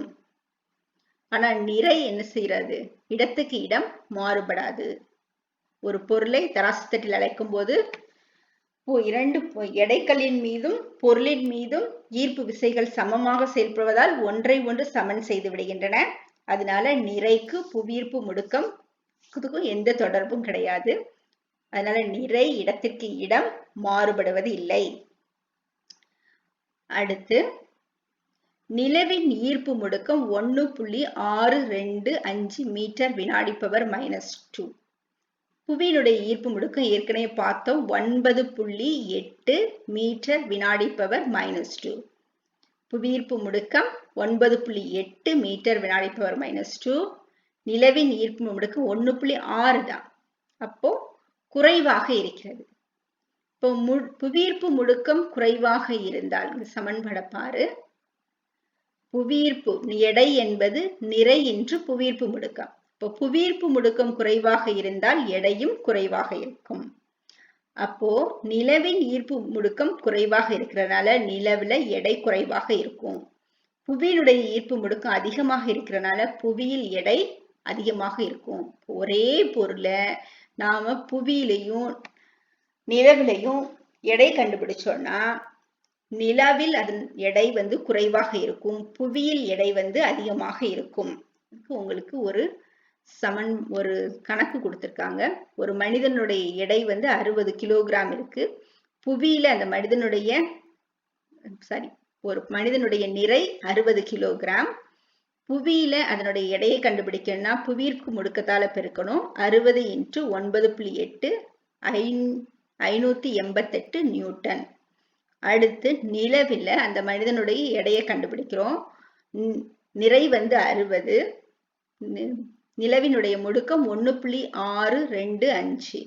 ரெண்டையும் பெருக்கணும்னா 97.5 நியூட்டன் வருது.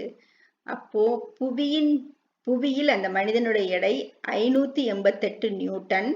ஆனா அதே மனிதனுடைய எடை நிலவில் 97.5 நியூட்டனே உள்ளது. ஆனால் நிறை என்ன செய்யல? புவியிலையும் 60 தான், நிலவிலையும் 60 தான். நிறையில எந்த மாற்றமும் கிடையாது. ஆனா எடையில மாற்றம் இருக்கிறது. ஈர்ப்பு முடுக்கம் அதிகமானால் எடையும் அதிகரிக்கும். நிலவின் ஈர்ப்பு முடுக்கம் குறைவாக இருப்பதால் நிலவில் எடை குறைவாக உள்ளது. புவியில் ஈர்ப்பு முடுக்கம் அதிகமாக இருப்பதால் புவியில் எடை அதிகமாக உள்ளது.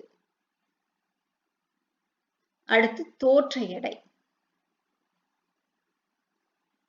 தோற்ற எடை இப்ப நீங்க ராட்டனத்துல எல்லாம் சுத்தி இருப்பீங்க. ராட்டனத்துல மேல் நோக்கி ராட்டனம் போகும்போது எப்படி இருக்கும்? மெதுவா போகும். ஏன் மெதுவா போகுது? புவியீர்ப்பு விசை ராட்டனத்துல உள்ளவங்களை கீழ் நோக்கி இழுக்குது. அதனால என்ன செய்கிறது? மெதுவா போகும். இது கீழ் நோக்கி வருகிறது. ராட்டனம் கீழ் நோக்கி வரும்போது என்ன செய்யும்? புவியீர்ப்பு விசை கீழ் நோக்கி இழுக்கிறது. நம்மளுடைய எடையும் கீழ் நோக்கி செயல்படுகிறது. அதனால வேகமா கீழ் நோக்கி வருகிறது.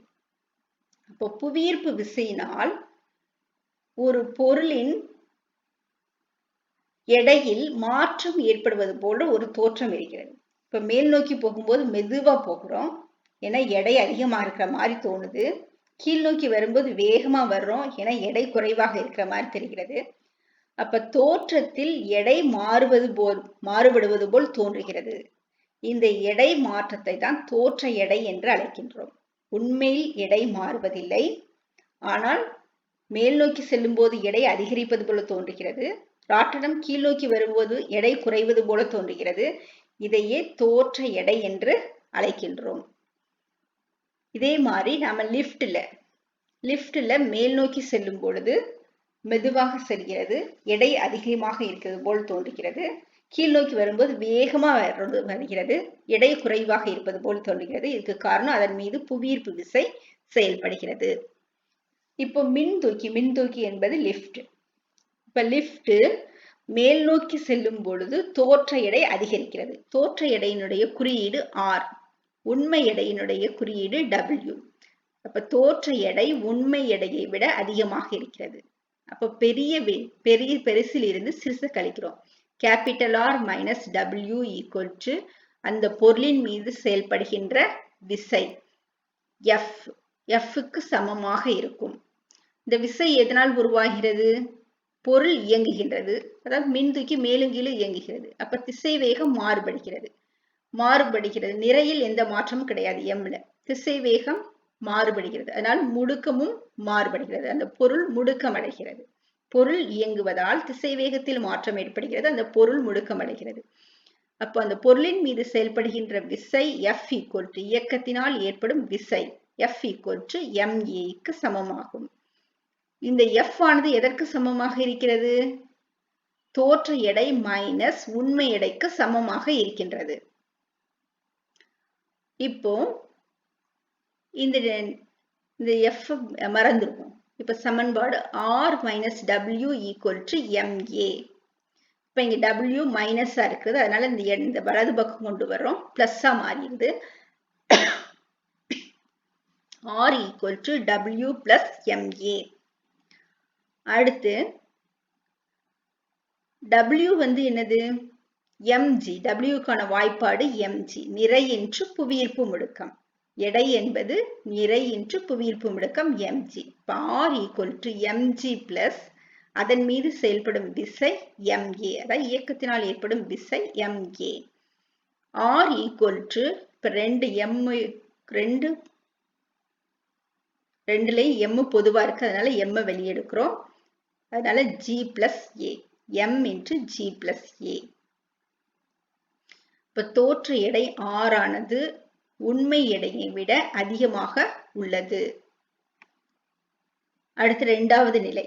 மின்தூக்கி A என்ற முடுக்க மதிப்பில் கீழ் நோக்கி நகர்கிறது. கீழ் நோக்கி நகரும் போது புவியீர்ப்பு விசை அதன் மீது செயல்படுகிறது, அதனால எடை இழந்தது போல் தோன்றுகிறது. இப்ப தோற்ற எடை R ஆனது குறைவாக உள்ளது, உண்மை எடையை விட குறைவாக உள்ளது. அதனால அதிகமாக உள்ள W இருந்து R கழிக்கின்றோம். இது எதற்கு சமமாக இருக்கும்? அதன் மீது செயல்படுகின்ற விசை MA க்கு சமமாக இருக்கும். இப்ப இங்க R வந்து மைனஸ்ல இருக்கு, அதனால இந்த வலது பக்கம் கொண்டு போனோம்னா பிளஸ் R மாறிடும். இங்க MA வலது பக்கத்துல பிளஸ்ல இருக்கு, அதை இடது பக்கம் கொண்டு வந்தோம்னா மைனஸா மாறிடும். W minus MA equal to R. சமன்பாட திரும்பவும் இடது பக்கத்தையும் மரது புறத்தையும் மாற்றி எழுதியிருக்கிறாங்க. இங்க MA இந்த பக்கம் வந்தா மைனஸ் MA வரும், R இந்த பக்கம் போனா பிளஸ் R வரும். சமன்பாட இடப்புறமும் வலப்புறமும் மாற்றி எழுதணும்னா மதிப்பு மாறாது, அதனால R equal to W minus MA. இப்போ W என்னது? W மதிப்பு mg. m ரெண்டும் பொதுவாக இருக்கிறது, அதனால m வெளியே எடுக்கிறோம். G minus A. R equal to mg minus A க்கு சமமாக இருக்கும். இப்போ மூன்றாவது நிலை, மின்தூக்கி லிப்ட் ஆனது ஓய்வு நிலையில் உள்ளது. ஓய்வு நிலையில் இருக்கிறார், திசைவேகம் மாற்றம் இல்லை. திசைவேகம் மாற்றம் இல்லை என்றால் அந்த பொருள் முடுக்கம் அடைவது இல்லை. அந்த பொருள் முடுக்கம் அடையவில்லை என்றால் A வந்து 0, முடுக்கம் சுழியாகும். A equal to 0. இப்ப A ஈக்குவல் டு 0னா MAயும் 0. A என்ற இடத்துல 0 போட்டனா செயல்படுகின்ற விசையானது 0வாக மாறுகிறது. இப்போ பொருள் வந்து நகராமல் இருக்கிறது. நகராமல் இருக்கும் பொழுது தோற்ற எடையும் உண்மை எடைக்கு சமமாக உள்ளது. R ஆனது Wக்கு சமமாக இருக்கிறது. W இருந்து நாம் R கழிக்கிறோம். ரெண்டு சமமாக இருந்தால் W இருந்து R கழிக்கும் போது என்ன வரும்? 0வாக வரும். புறவிசை ரெண்டு முறையிலையும் 0. இப்ப A 0னா M-ஐயும் 0வையும் பெருக்கினா F 0 தான் வரும். இப்ப F 0னா W minus R, R இந்த பக்கம் வரும். இந்த மைனஸ் R வலது பக்கம் போகும். இப்ப R ஈக்குவல் டு W. தோற்ற எடையானது உண்மை எடைக்கு சமமாக இருக்கும். அப்ப W குறியீடு என்னது? mg. அப்ப r தோற்ற எடையானது mgக்கு சமமாக இருக்கும். அடுத்து நாலாவது நிலை.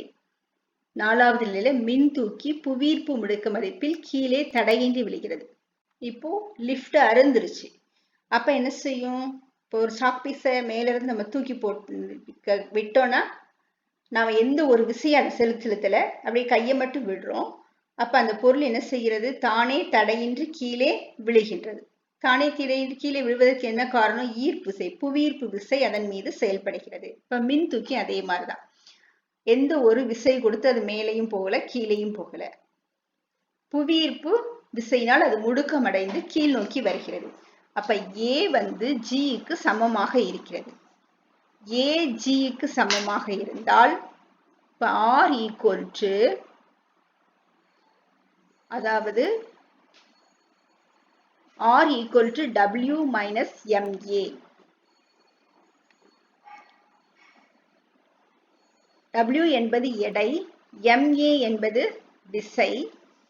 Wக்கு பதிலாக இங்க mg பிரதியிடுறோம். R equal to mg minus MA. Aயும் Gயும் சமம். அப்ப mg G வருது. mg minus mg.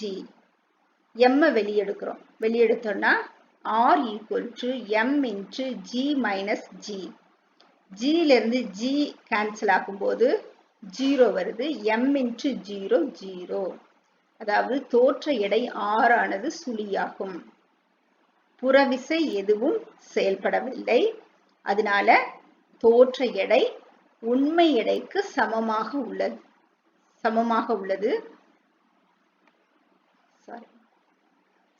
தோற்ற எடை சுழியாகும். தானே தடையின்றி விழும் நிலையில் உள்ள பொழுது G ஆனது Aக்கு சமமாக உள்ளது. அதனால் தோற்ற எடையின் மதிப்பு சுழியாகின்றது.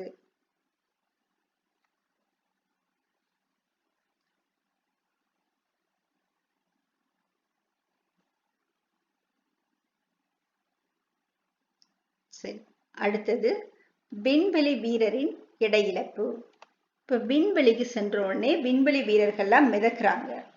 ஏன் மிதக்குறாங்க?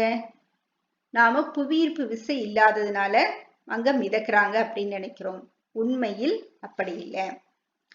விண்கலம் மிக அதிக திசை வேகத்தில் சுற்றி கொண்டே இருக்கிறது. நாம செலுத்துற சேட்டலைட் எல்லாமே புவியினுடைய ஈர்ப்பு விசையின் காரணமாக ஒரு வட்டப்பாதையில் சுற்றி வந்து கொண்டிருக்கிறது. அப்போ விண்கலம் எல்லாம் அதிக திசை வேகத்தில் புவியை சுற்றி வருகிறது.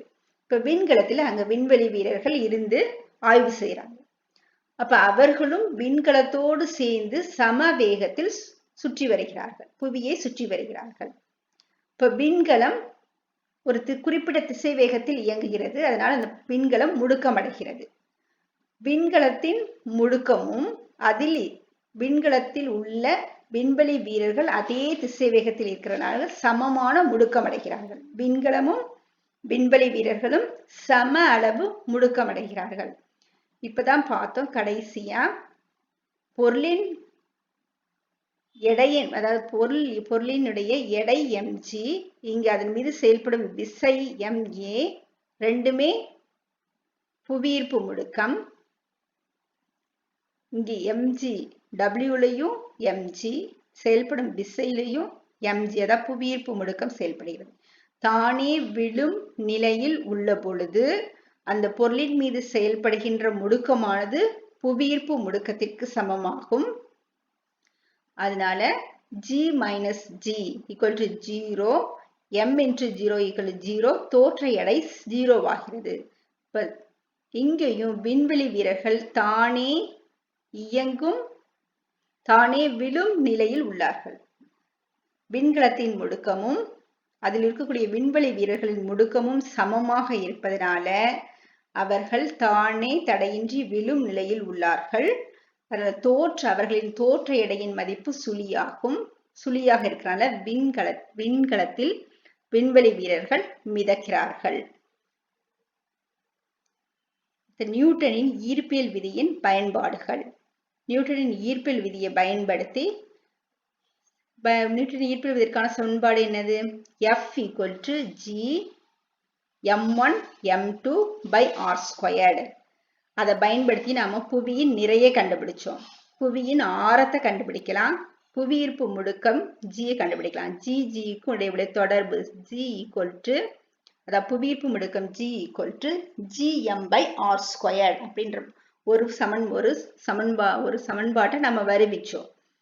அப்போ புவியீர்ப்பு முடுக்கத்தை கண்டுபிடிக்க முடியுது, புவியின் ஆரத்தை கண்டுபிடிக்க முடியுது, புவியின் நிறைய இந்த ஈர்ப்பியல் விதியை பயன்படுத்தி கண்டுபிடிக்க முடிகிறது. அடுத்து புதிய விண்மீன்கள் மற்றும் கோள்களை கண்டுபிடிக்க பயன்படுகிறது. அவற்றுக்கு இடையே அவற்றினுடைய நிறை, அவற்றுக்கிடையே உடைய இடைவெளியை பயன்படுத்தி புது இடைவெளியை கணக்கிடுவதன் மூலமாக புதிய விண்மீன்கள் மற்றும் கோள்களை கண்டறிய முடிகிறது. அடுத்து அந்த விண்மீன்களுடைய நிறையை கண்டுபிடிக்க முடிகிறது. ஈர்ப்பு விசையை பயன்படுத்தி அவற்றினுடைய நிறை கண்டுபிடிக்க முடிகிறது. அடுத்து தாவரங்கள் முளைக்கும் பொழுது வேரானது புவியீர்ப்பு விசையினால் புவியீர்ப்பு திசையை நோக்கி கீழ் நோக்கி வளர்கின்றது. அதனால் இது புவி திசை சார்பு இயக்கம் என்று அழைக்கப்படுகிறது.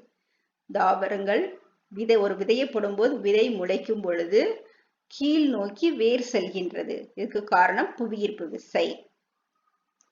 அதுக்கு புவி திசை சார்பு இயக்கம் என்று பெயர். அப்ப ஈர்ப்பு விசையினால் விதையின் வேரானது கீழ் நோக்கி செல்கிறது. தாவரங்களின் இலை மட்டும் மேல் நோக்கி செல்வது எப்படி? அப்ப அது ஒளியினுடைய ஈர்ப்பு விசையினால் மேல் நோக்கி வளர்கின்றது. அது ஈர்ப்பு விசை இந்த புவி திசை சார்பு இயக்கத்தை விளக்குகிறது. அடுத்து விண் பொருட்களின் பாதையினை வரையறை செய்வதற்கு இந்த ஈர்ப்பியல் விதி பயன்படுகின்றது. பாடம் நிறைவு பெற்றது. பாடத்தில் உள்ள கேள்விகளுக்கான பதில்களை கண்டறிந்து படிக்க வேண்டும்.